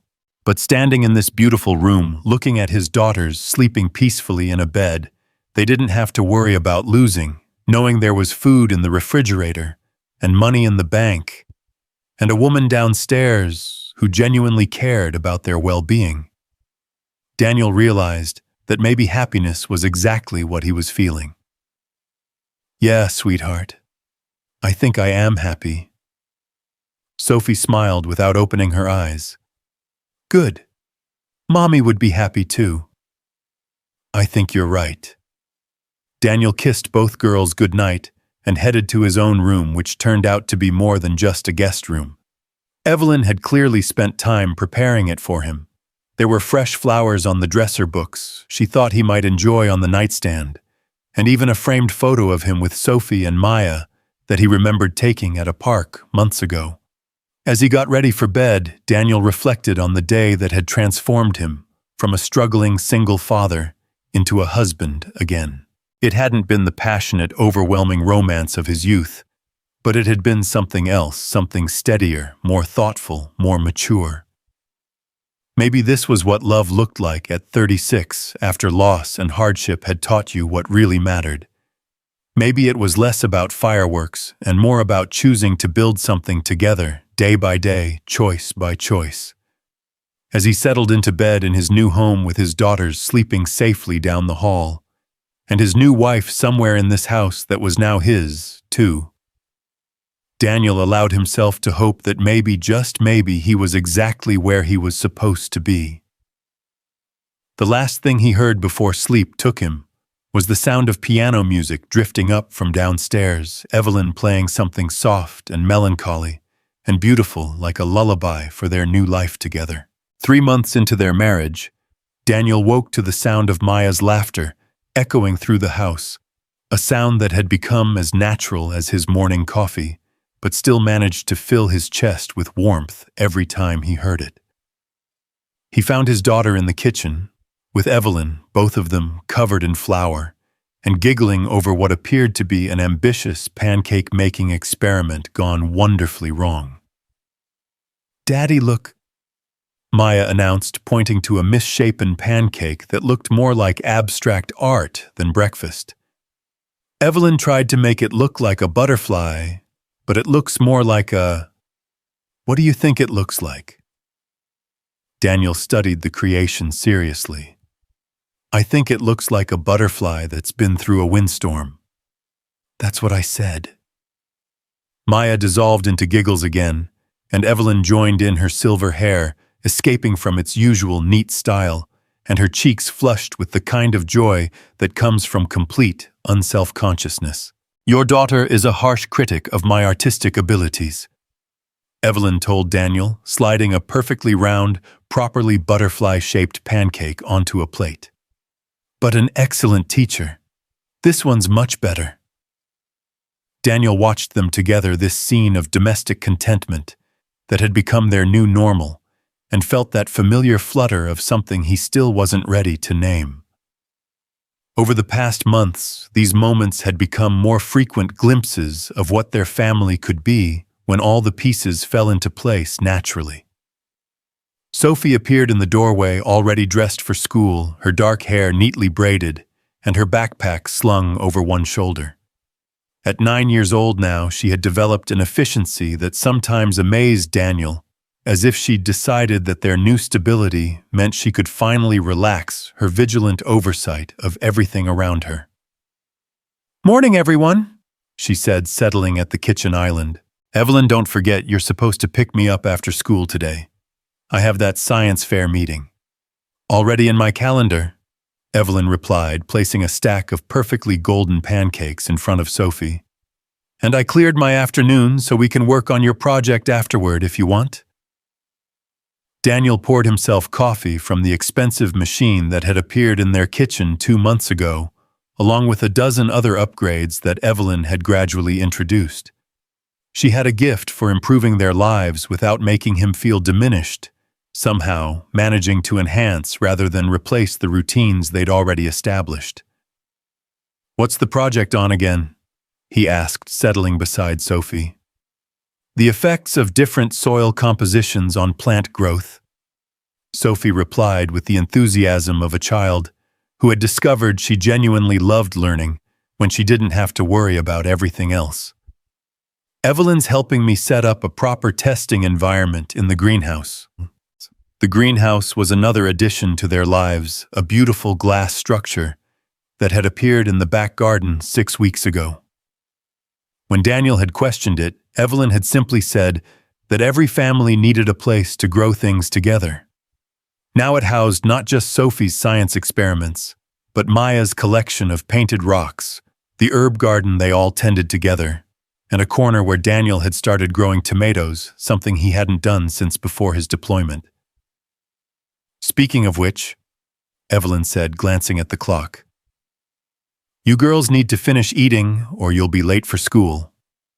The morning routine that followed was choreographed with the precision of a family that had found its rhythm.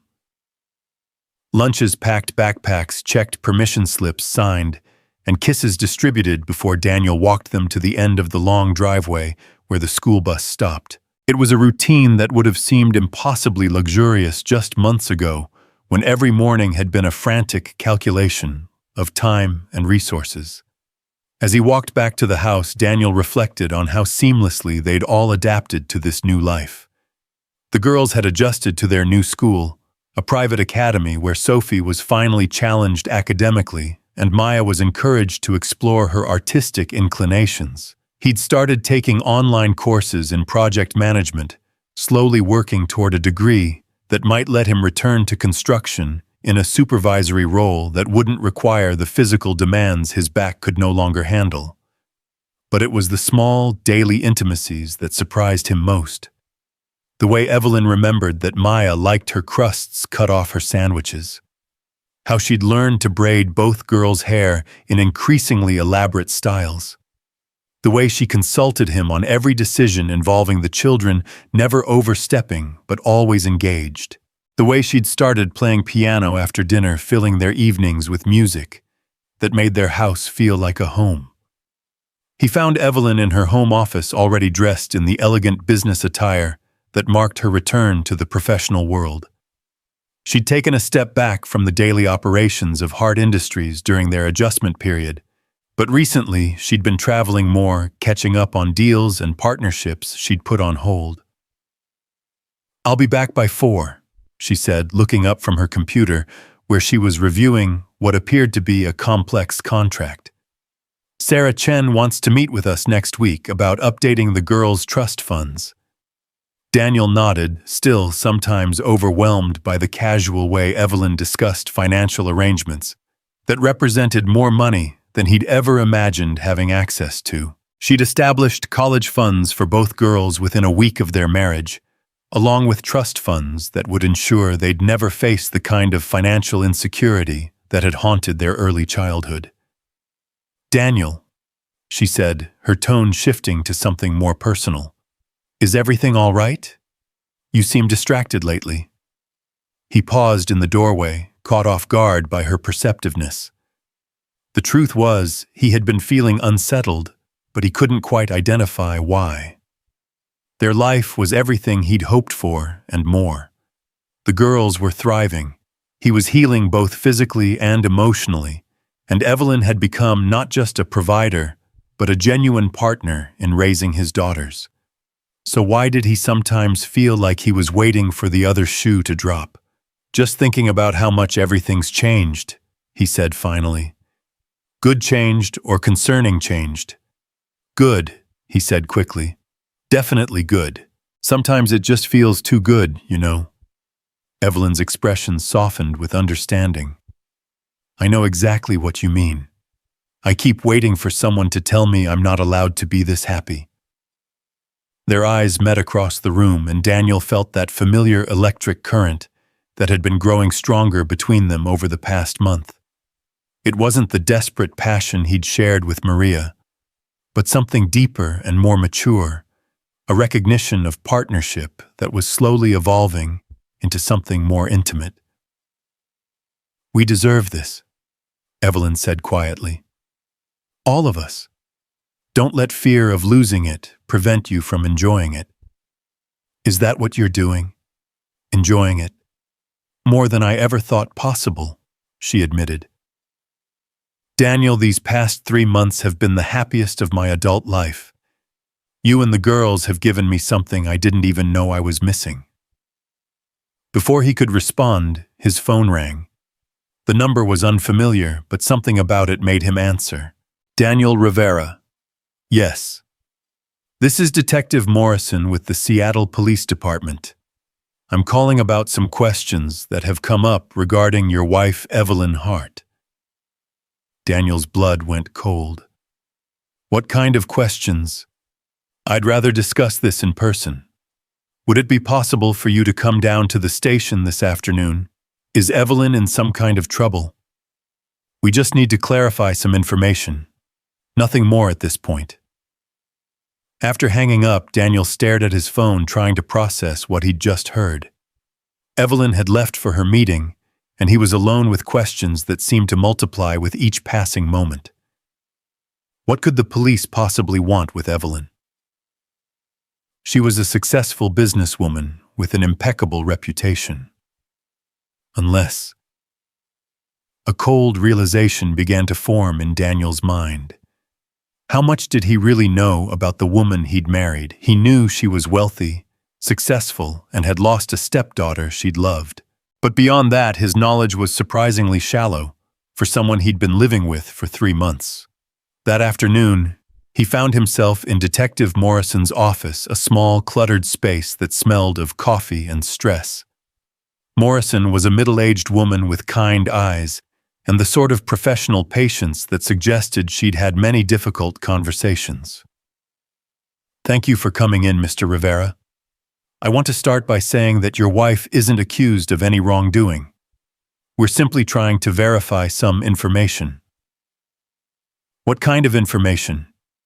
Morrison opened a file folder and pulled out several photographs. "These are surveillance photos from various locations around Seattle over the past 6 months. Do you recognize the woman in them?" Daniel looked at the photos and felt his world shift. They clearly showed Evelyn, but not the Evelyn he knew. This woman was following people, him and his daughters specifically. There were photos of her outside Sophie's school near their old apartment building, even at the café where they'd first met, taken days before their supposed chance encounter. "I don't understand," Daniel said, though part of him was beginning to understand all too well. "Mr. Rivera, how long had your wife been investigating you before you met?" The question hit him like a physical blow. Investigating me. Morrison pulled out another document. We've been looking into a complaint filed by your former neighbor, Mrs. Patterson. She noticed a woman asking questions about your family, taking photographs, going through your garbage.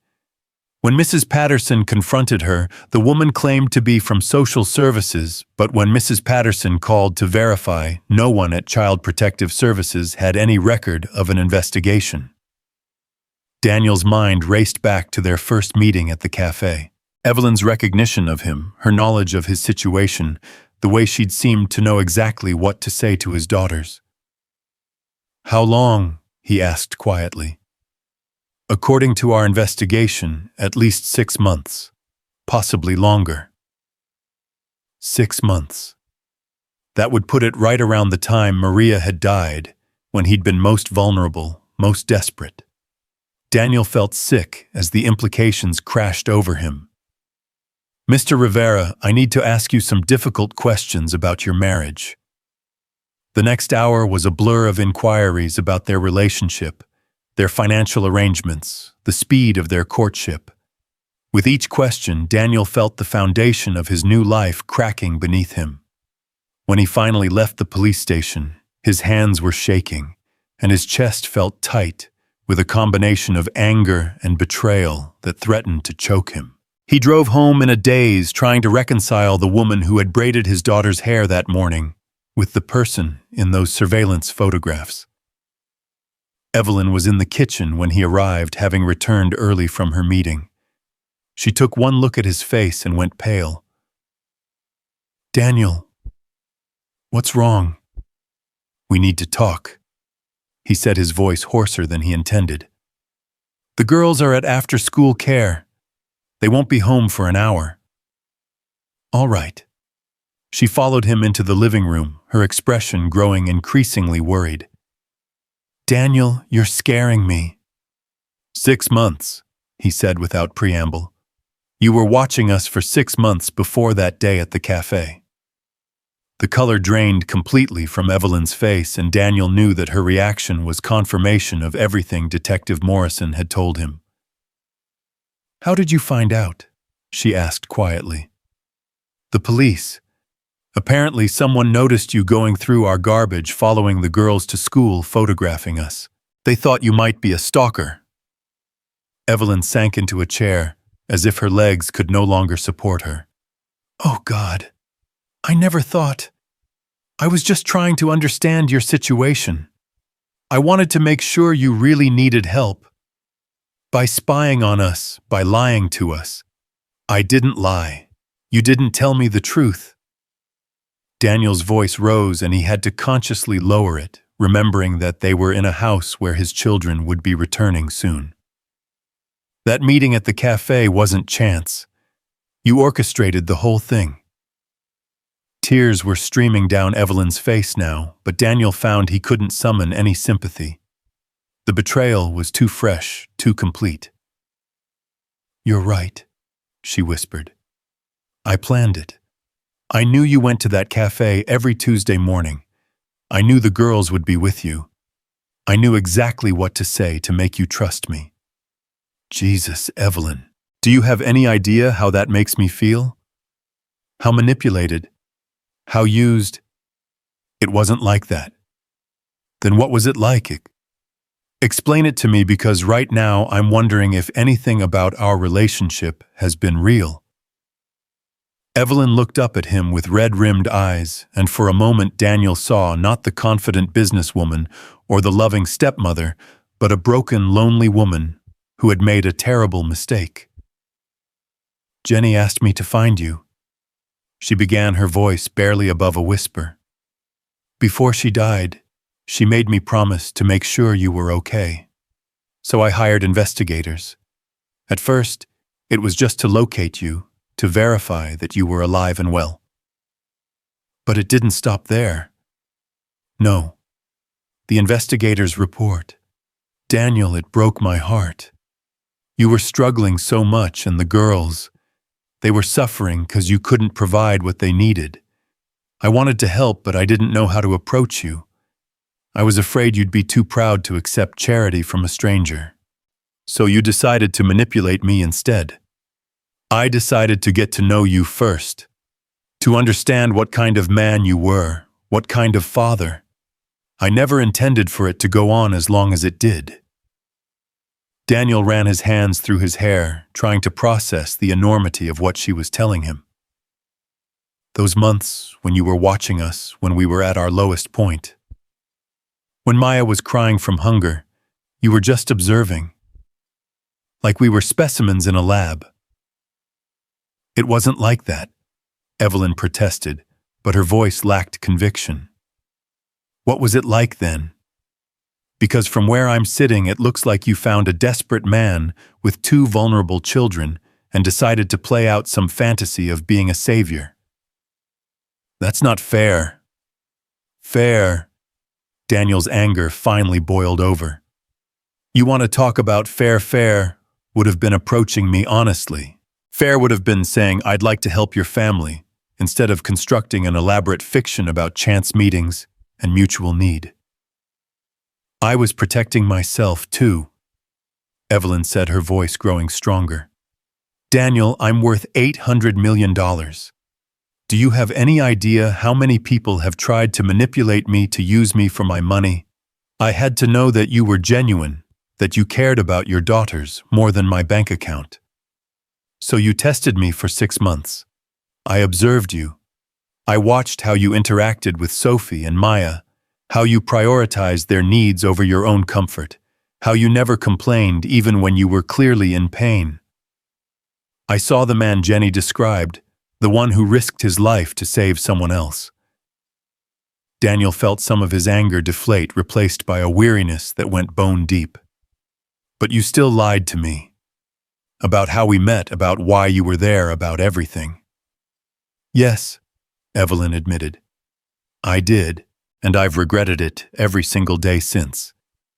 Have you? Because you seemed pretty comfortable with the deception.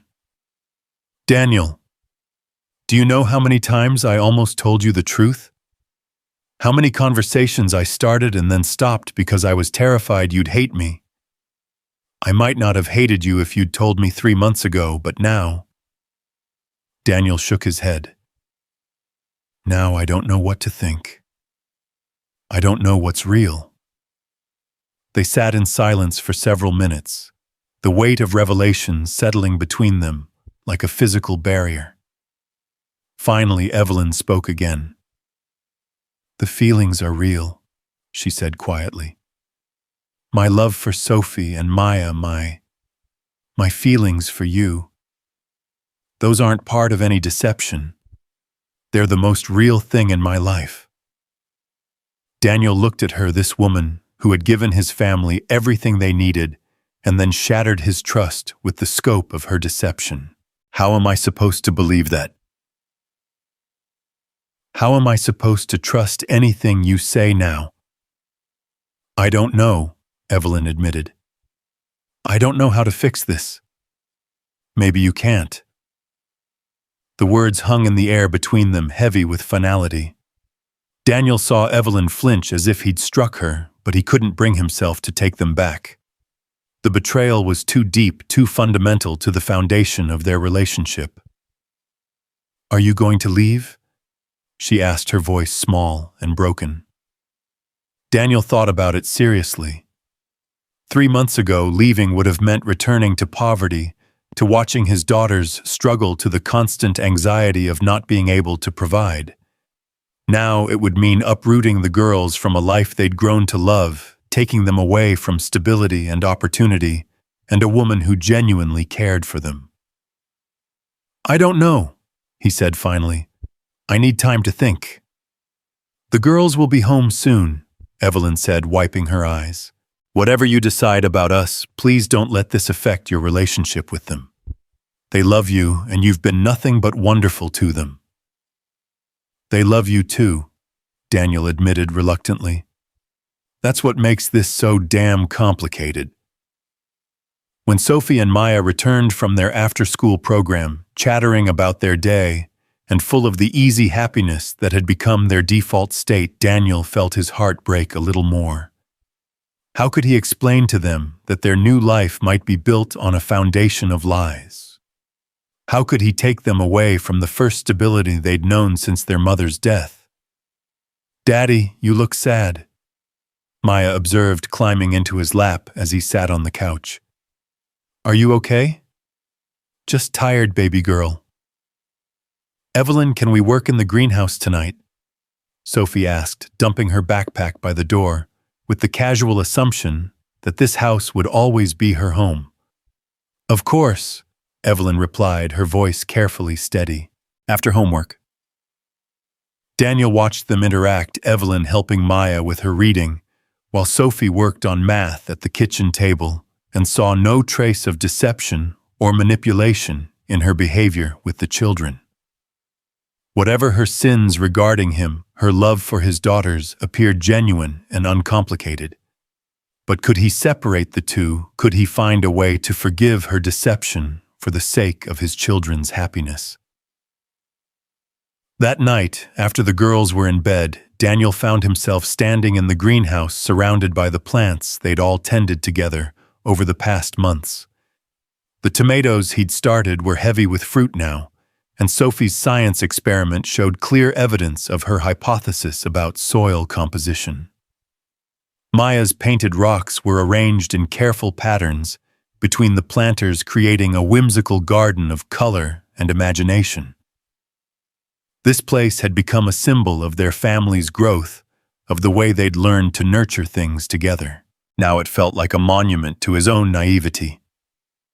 He heard footsteps behind him and turned to find Evelyn in the doorway, still dressed, but looking more fragile than he'd ever seen her. "I used to come out here when I couldn't sleep," she said quietly. "Before you and the girls moved in. I'd sit among the plants and try to imagine what it would be like to have a family to share them with." "Is that what we were to you, an imaginary family you decided to make real?" "At first, maybe." She stepped into the greenhouse, moving carefully, as if afraid sudden movements might shatter what little remained between them. But Daniel, somewhere along the way, it stopped being about fulfilling Jenny's dying wish or satisfying my own loneliness. It became about you. About Sophie's laugh when she figured out a difficult math problem, about Maya's excitement when she successfully braided my hair, about the way you looked when you realized you could provide for your children again. "Pretty words," Daniel said, though he could hear the uncertainty in his own voice. "I know you don't believe me right now. I know I've destroyed your trust. But Daniel, these 3 months have been the happiest of my life, and I don't think that's something I could have manufactured or manipulated my way into."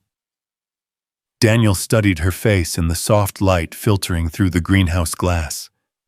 She looked older tonight, worn down by the weight of her confession and the possibility of losing everything she'd tried so hard to build. "The police said you were going through our garbage," he said finally. Evelyn's cheeks flushed with shame. "I was trying to understand your financial situation without invading your privacy more than I already was. I know how that sounds. It sounds like stalking." "Yes, it was. I was so focused on the end goal of helping you that I lost sight of how wrong my methods were." "What else don't I know, Evelyn? What other lies are you going to have to confess?" She was quiet for so long that Daniel wondered if she was debating whether to tell him something else. Finally, she spoke. "There's something else. About the prenuptial agreement." Daniel felt his stomach drop. "What about it?" "I lied about the terms. You didn't read it carefully. You trusted Sarah and me to handle the details. The truth is, even if our marriage ended tomorrow, you and the girls would still be provided for. The house, the trust funds, everything. It's all permanent, regardless of what happens between us." Daniel stared at her, trying to process this information. "Why would you do that? because I needed to know that you were marrying me for the right reasons, not just for financial security. If you knew that leaving me wouldn't mean losing everything I thought, I hoped it would mean you were choosing to stay because you wanted to be with me. So you manipulated that too? Yes. Her voice was barely audible now. I'm so sorry, Daniel. I'm sorry for all of it. They stood in silence among the plants they'd grown together, the weight of revelation and betrayal heavy between them. Daniel felt as if he were seeing Evelyn clearly for the first time. Not the confident businesswoman or the loving stepmother, but a deeply flawed person who had made terrible choices in service of what she believed were good intentions. I need time, he said finally. I need to figure out what this means for all of us. I understand. Evelyn moved toward the door, then paused. Daniel, for what it's worth, I would do it differently if I could. I would approach you honestly, tell you the truth from the beginning. The deception was wrong, and I know that. But I can't regret the outcome. I can't regret loving your daughters or falling in love with you. The confession hung in the air as she left him alone in the greenhouse. Daniel sank onto the bench they'd placed near Maya's rock garden, his head in his hands trying to reconcile the woman who had just bared her soul with the calculating person who had orchestrated their entire relationship. As he sat surrounded by the evidence of their shared life, Daniel realized that his decision wouldn't just affect him. It would determine the future for two little girls who had finally found stability, for a woman who had found family, and for himself, a man who was just beginning to understand that sometimes love grew not from perfect circumstances, but from the choice to forgive imperfect people who were trying their best to do right by each other. The question was whether forgiveness was possible when trust had been so thoroughly shattered, and whether love could survive the revelation that it had been built on a foundation of lies, however well-intentioned those lies might have been. Part 5, The Choice to Love Again. Daniel spent the night walking through Seattle's empty streets, his mind churning with questions that seemed to have no good answers. By the time dawn broke over Elliott Bay, he had made a decision that surprised even him. He wasn't ready to forgive Evelyn, not yet, but he wasn't ready to destroy his daughter's happiness either. There had to be a third option, a way forward, that honored both his need for truth and his children's need for stability. When he returned to the house, he found Evelyn in the kitchen, making breakfast with mechanical precision, her movements careful and controlled. She looked up when he entered, her eyes searching his face for some indication of his intentions. The girls aren't up yet, she said quietly. Good. We need to talk. Evelyn set down the spatula she'd been holding and gave him her full attention. Daniel noticed that she'd barely slept. Her eyes were red-rimmed, and her usually immaculate appearance showed signs of a night spent wrestling with consequences. I've been thinking, Daniel began, settling across from her at the kitchen island. About us, about the girls, about what comes next. And I can't pretend the deception doesn't matter. It does. You violated my trust in a fundamental way, and I don't know if I can get past that. Evelyn's face crumpled slightly, but she nodded. I understand. But I also can't ignore what you've done for my daughters. Sophie and Maya are thriving here. They're happy, secure, loved. Taking them away from that because of my hurt feelings would be selfish. What are you saying? Daniel took a deep breath. I'm saying we need to start over. Not as husband and wife, but as two people who care about the same children and want what's best for them. A separation. A partnership. Co-parents. We continue to live here. Continue to raise the girls together. But we put the marriage aside until I can figure out how to trust you again. If I ever can. Evelyn was quiet for so long that Daniel began to wonder if she was going to reject his proposal. When she finally spoke, her voice was thick with unshed tears. "That's more than I deserve. More than I had any right to hope for." "It's not about what you deserve, Evelyn. It's about what Sophie and Maya need." "And what do you need, Daniel?" The question caught him off guard. For so long, his needs had been secondary to survival, to providing for his children, to simply getting through each day. Now faced with the luxury of actually considering what he wanted for himself, he found the answer more complex than he'd expected. "I need honesty," he said finally. "Complete honesty. No more secrets, no more manipulation, no matter how well-intentioned. If we're going to make this work even as co-parents, I need to know that you'll never lie to me again. You have my word. Your word didn't mean much 3 months ago." The harsh truth of it hung between them, and Daniel saw Evelyn wince as if he'd struck her. But she didn't argue or make excuses. "You're right, but I'm asking you to give me the chance to prove that it means something now." Before Daniel could respond, they heard small feet on the stairs. Maya appeared in the doorway, her dark hair a tangle of curls, and her stuffed elephant tucked under one arm. "Morning," she said sleepily, climbing onto Daniel's lap, with the unconscious trust that still took his breath away. "Are you making pancakes, Evelyn?" "Of course, sweetheart." Evelyn replied, her voice carefully steady as she returned to the stove. "Butterfly pancakes just like you requested." Sophie joined them moments later, and for the next hour they maintained the facade of a normal family morning. Daniel watched Evelyn interact with his daughters, braiding Maya's hair, helping Sophie organize her school supplies, packing lunches with the kind of attention to detail that spoke of genuine care, and felt his resolve waver. How could someone who loved his children so completely have been so calculating in her approach to him? After the girls left for school, Daniel and Evelyn found themselves alone again, the artificial normalcy of breakfast giving way to the awkward reality of their situation. "How do we do this?" Evelyn asked. "How do we live together, raise the children together without what we had before?" "I don't know," Daniel admitted. "I guess we figure it out as we go." "Will you tell the girls?" Daniel considered this. Sophie and Maya had grown to love Evelyn as a stepmother, and he saw no reason to burden them with adult complications they couldn't understand or fix. "Not unless we have to. As far as they're concerned, we're still a family. We're just figuring some things out."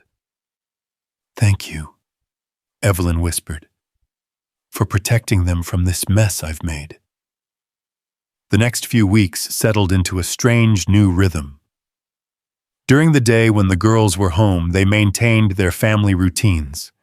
Evelyn continued to help with homework, attend school events, and participate in the bedtime ritual that had become such an important part of their lives.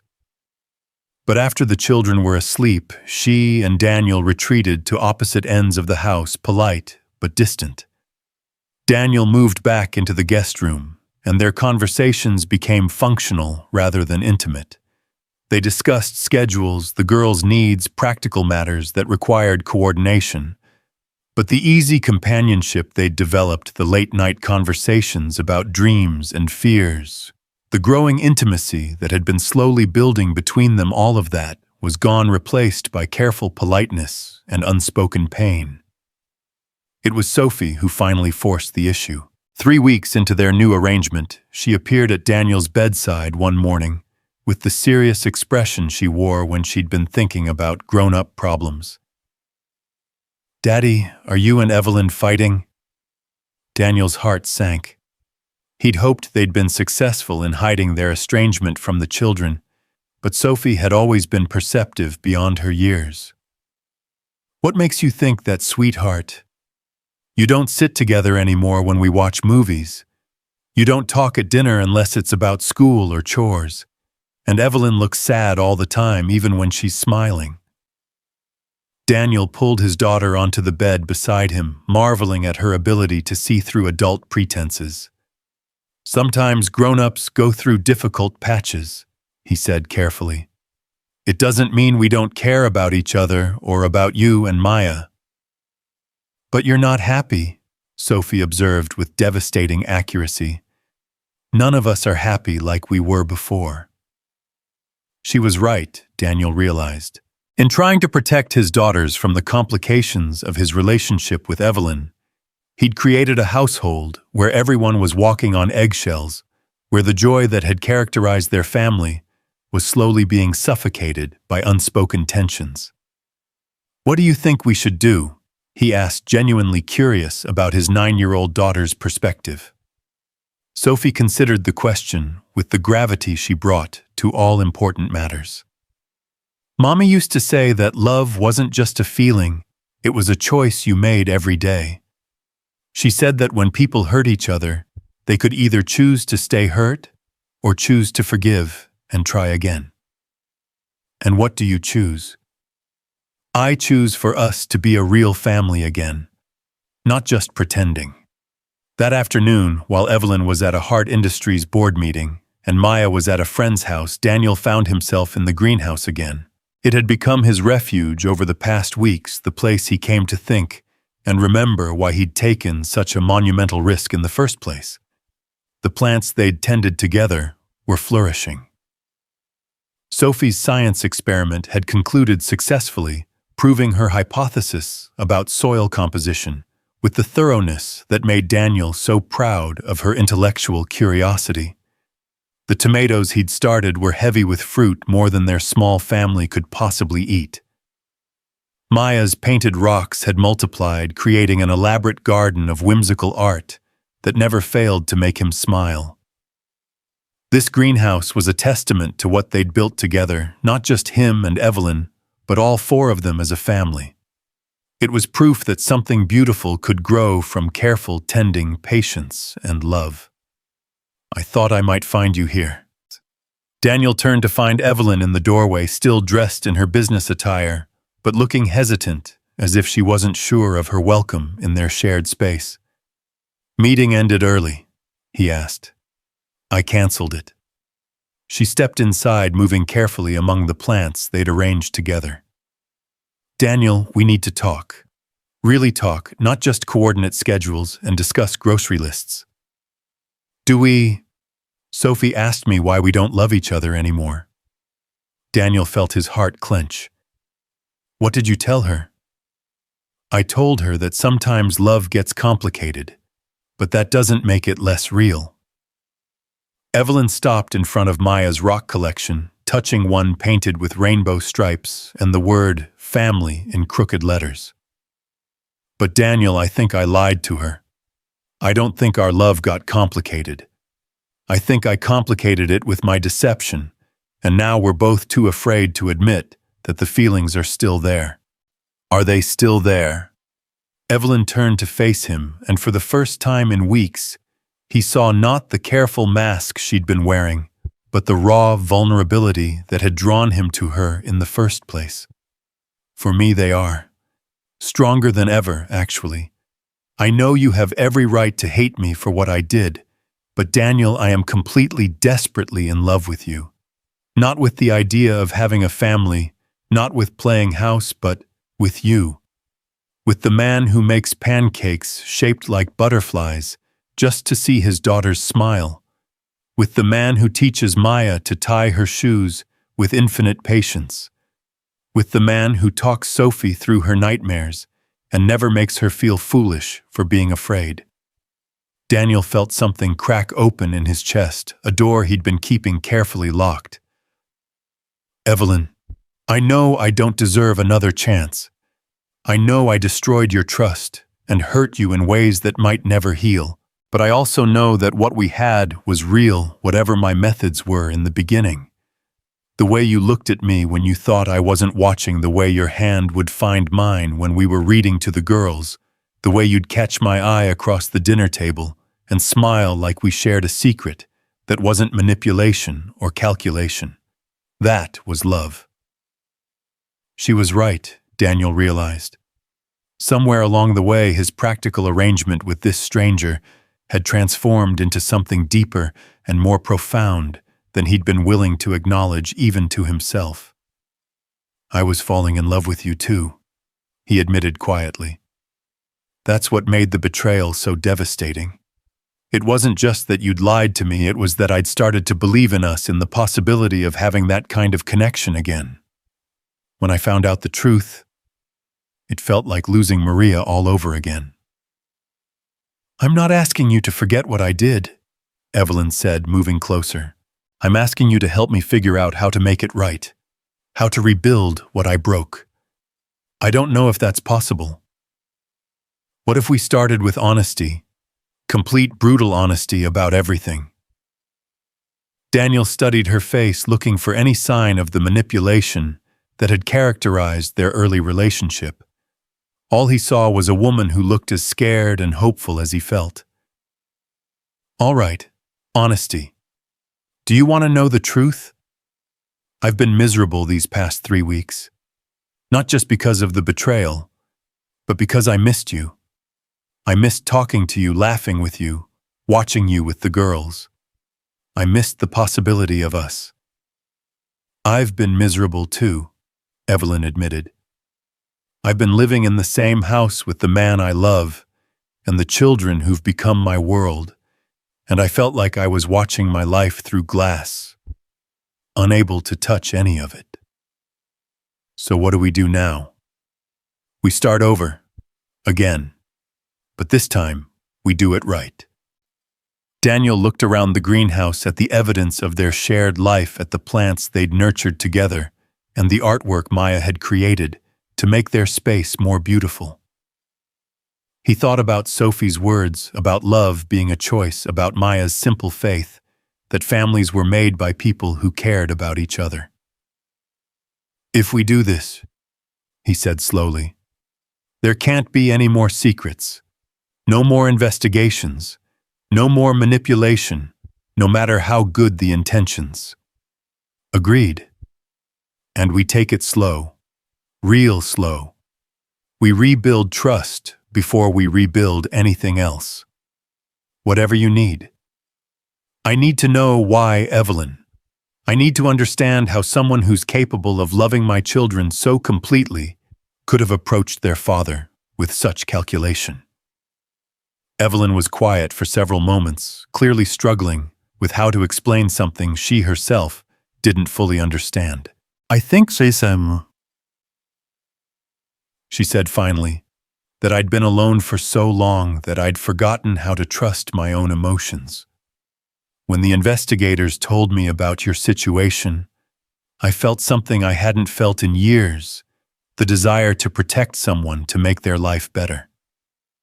But instead of trusting that instinct, I tried to control it. I tried to engineer a scenario where I could help you without risking rejection or humiliation. You were protecting yourself. I was, and in the process I nearly destroyed the very thing I was trying to create. She reached out tentatively, her fingers barely brushing his hand. Daniel, I know I can't undo what I did, but I can promise you that from now on I'll trust you with the truth even when it's uncomfortable or scary. Daniel looked down at their joined hands, remembering how natural this simple contact had felt before everything became complicated. Okay, he said quietly. Okay. Okay, we try again. But Evelyn, if you ever lie to me again about anything, we're done. Not just the marriage, everything. I'll take the girls and leave, and you'll never see any of us again. I understand. They stood there among the plants they'd grown together, holding hands, and trying to figure out how to rebuild a relationship that had been both more real and more fragile than either of them had realized. So how do we start over? Evelyn asked. Daniel thought about it, remembering their first real conversation at the café before he'd known about her deception, but after he'd decided to trust her with his family's future. We start with dinner, he said. A real dinner where we talk about things that matter. Where I ask you questions I should have asked months ago, and you tell me things about yourself that you've never told anyone else. I'd like that. And then we see what happens. Day by day, choice by choice, like Sophie said. That evening, after the girls were in bed, Daniel and Evelyn sat across from each other at the kitchen table with takeout Chinese food and a bottle of wine, trying to figure out how to have a first date after being married for 5 months. "Tell me about your childhood," Daniel said. "The real version, not the sanitized biography I could find online." Evelyn smiled, and for the first time in weeks, it reached her eyes. "My mother worked 3 jobs to keep us afloat after my father left when I was 7. We lived in a trailer park in rural Alabama, and I was determined to get out from the moment I was old enough to understand that there was more to the world than what I could see from our front steps." "Were you lonely?" "Desperately. Mom worked so much that I spent most of my time alone or with neighbors who watched me out of obligation rather than affection. I think that's why I threw myself so completely into building my business work. Was the only place I felt valuable, needed." "What changed? What made you realize you wanted more than just professional success?" Evelyn was quiet for a moment, twirling lo mein around her fork. "Jenny's death. Watching someone I loved die so young with so many experiences she'd never have, so many relationships she'd never explore. It made me realize that I was already dying, in a way, just more slowly." "Is that when you decided to look for me?" "That's when I decided I needed to do something meaningful with the life and resources I had. Finding you was supposed to be simple: locate the man who saved my stepdaughter's life, make sure he was okay, maybe help him quietly if he needed it. I never intended for it to become so personal." "When did it become personal?" Evelyn set down her fork and looked directly at him. "The first time I saw you with the girls. You were walking them to school, and Maya was chattering about something, while Sophie walked beside you with that serious expression she gets. You were listening to both of them with complete attention, responding to Maya's chatter and answering Sophie's more complex questions. And I could see how much you loved them, how being their father was the most important thing in your world. That made you want to be part of our family. That made me fall in love with the idea of having a family like that. It took longer for me to fall in love with you specifically." "How much longer?" "About 30 seconds after you turned around, and I saw your face properly for the first time." Daniel laughed despite himself. "That's quite a timeline. I know it sounds crazy, but Daniel, there was something about the way you moved, the way you held yourself despite being in pain, the way you looked at your daughters like they were the most precious things in the world. I saw strength and gentleness and love, and I wanted to be part of that more than I'd ever wanted anything. So you orchestrated our meeting. So I made the worst decision of my life and nearly destroyed my chance at the best thing that ever happened to me." They talked until nearly midnight, sharing stories and secrets that gradually rebuilt the foundation of trust between them. Daniel learned about Evelyn's recurring nightmare of dying alone in her mansion, about her fear that she'd waited too long to want the things that really mattered. Evelyn learned about Daniel's guilt over Maria's death, his terror that he was failing his daughters, his struggle to find purpose after losing his identity as both a Marine and a provider. "I have a confession," Evelyn said, as they were cleaning up their dinner dishes. Daniel tensed. "What kind of confession? The kind that's going to make you laugh at me?" She took a deep breath. "I've been researching how to be a good stepmother. I have 17 parenting books hidden in my office, and I've been taking notes on everything from effective discipline techniques to age-appropriate chore assignments." Daniel stared at her for a moment, then burst into laughter. You've been studying how to parent extensively. I made charts about developmental milestones and bought a book specifically about helping children adjust to blended families. I even researched the psychological impact of different bedtime routines. Evelyn, you've been doing fine. Better than fine. Sophie and Maya adore you. But what if I'm missing something important? What if there are things I should be doing differently? Daniel set down the dish he'd been washing and turned to face her fully. The most important thing you've been doing is loving them. Everything else is just details you figure out as you go. Is it really that simple? It's really that complicated. But love makes it possible to navigate the complications. Speaking of love, Evelyn said, her voice growing tentative. Where does that leave us? Are we going to be okay? Daniel considered the question seriously. The betrayal still hurt, and it would probably always be a scar on their relationship. But sitting here in their kitchen, sharing honest conversation and rebuilding the connection that had drawn them together in the first place, he felt something that had been missing for weeks. I think we might be, he said finally. If we keep talking like this, keep being honest with each other, keep choosing to try. I want to try, Daniel. I want to prove to you that the woman you fell in love with is real, even if the circumstances that brought us together were orchestrated. Then let's try. The rebuilding didn't happen overnight. It took weeks of careful conversations, of slowly reestablishing physical affection, of learning to trust each other with small things before they could trust each other with large ones. Daniel moved back into their shared bedroom, but they took everything slowly, rebuilding. Intimacy, one kiss, one embrace, one vulnerable confession at a time. Sophie and Maya noticed the change immediately, their natural happiness returning as the tension in the household dissipated. Maya began sleeping through the night again, and Sophie's worry lines, far too mature for a 9-year-old face, began to fade.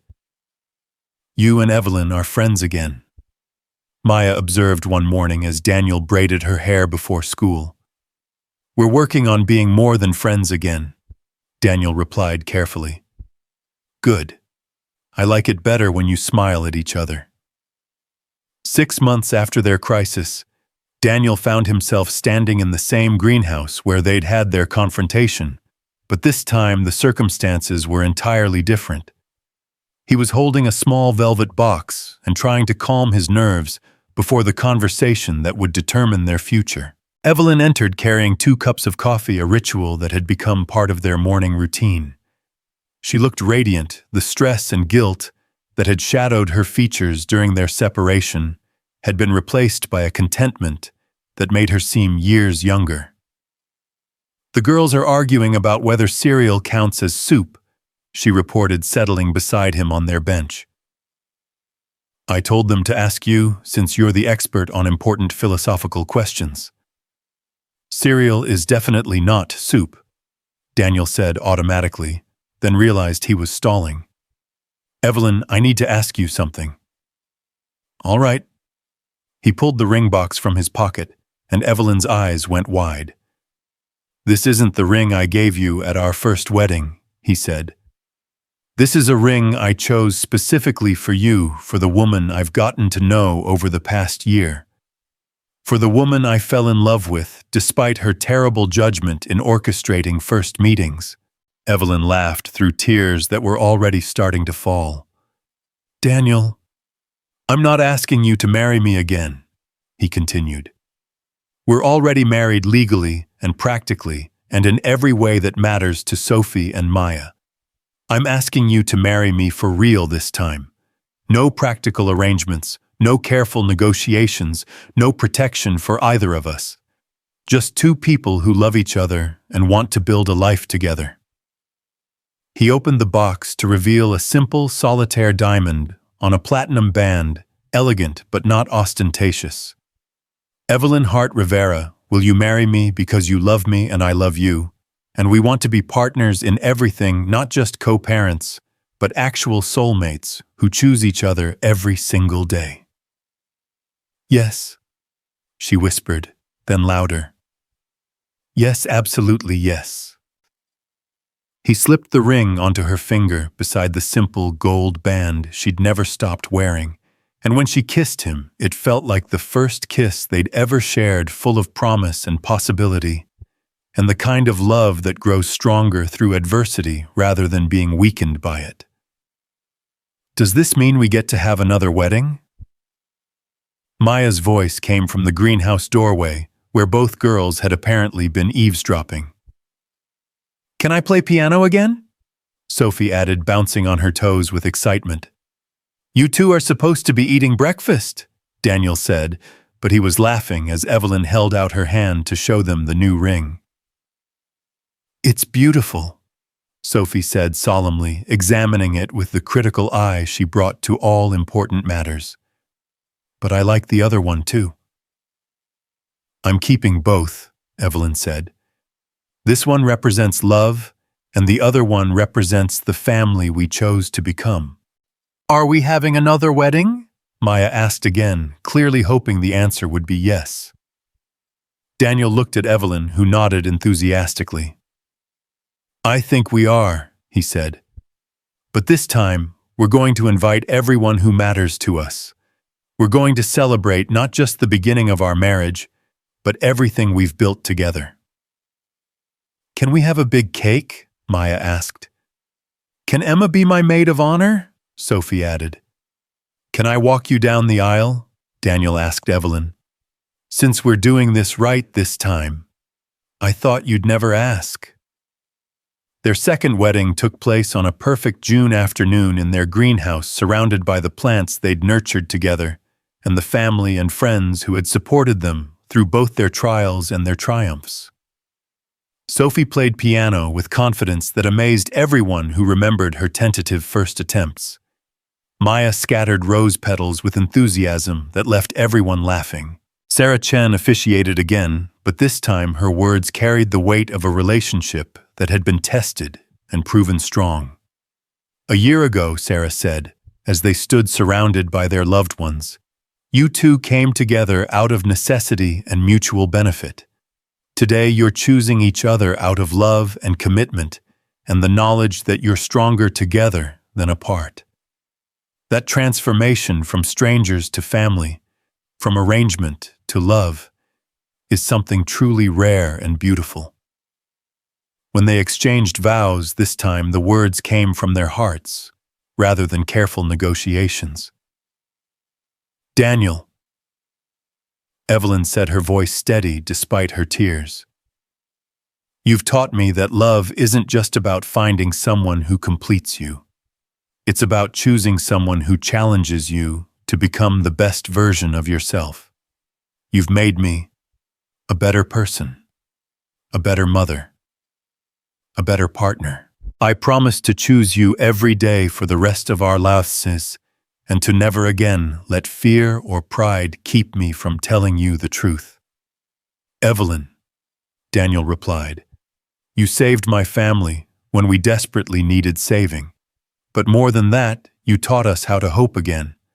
You showed Sophie and Maya what it means to be cherished, and you showed me that the heart is big enough to love more than once. I promise to trust you with our future, to build our dreams together, and to never forget how lucky we are to have found each other." When they kissed this time, it was in front of an audience that included everyone who mattered to them: Daniel's old Marine buddies, Evelyn's business associates, who had become genuine friends, the neighbors who had watched their unconventional family flourish, and most importantly, Sophie and Maya, who cheered with the uninhibited joy of children who knew they were witnessing something magical. The reception was held in their garden, with lights strung through the trees, and tables filled with people who had come to celebrate not just a wedding, but the triumph of love over fear of trust, over betrayal of family, over everything else that tried to divide them. As the evening wound down and their guests began to leave, Daniel found himself standing with Evelyn on their back terrace, watching their daughters chase fireflies across the lawn with their friends. "Any regrets?" Evelyn asked, leaning against his side with the comfortable intimacy of someone who knew she was exactly where she belonged. "Just one," Daniel said, and felt her tense slightly. "I regret that it took us so long to get here. I regret the months we lost to hurt and mistrust, when we could have been building this instead." "I don't regret those months," Evelyn said quietly. "They taught us that what we have is strong enough to survive even our worst mistakes. They proved that our love is bigger than our fears." Daniel looked out at his daughters, who were now teaching their friends the proper technique for catching fireflies, their laughter carrying across the garden like music. Sophie had grown 3 inches in the past year and developed a confidence that made her shine from within. Maya had started kindergarten at the top of her class and never stopped asking questions about everything, from why grass was green to whether aliens liked pizza. "They're going to be okay," he said, marveling at the certainty in his own voice. "More than okay. They're going to be extraordinary." "They already are extraordinary," Evelyn replied. "Just like their father."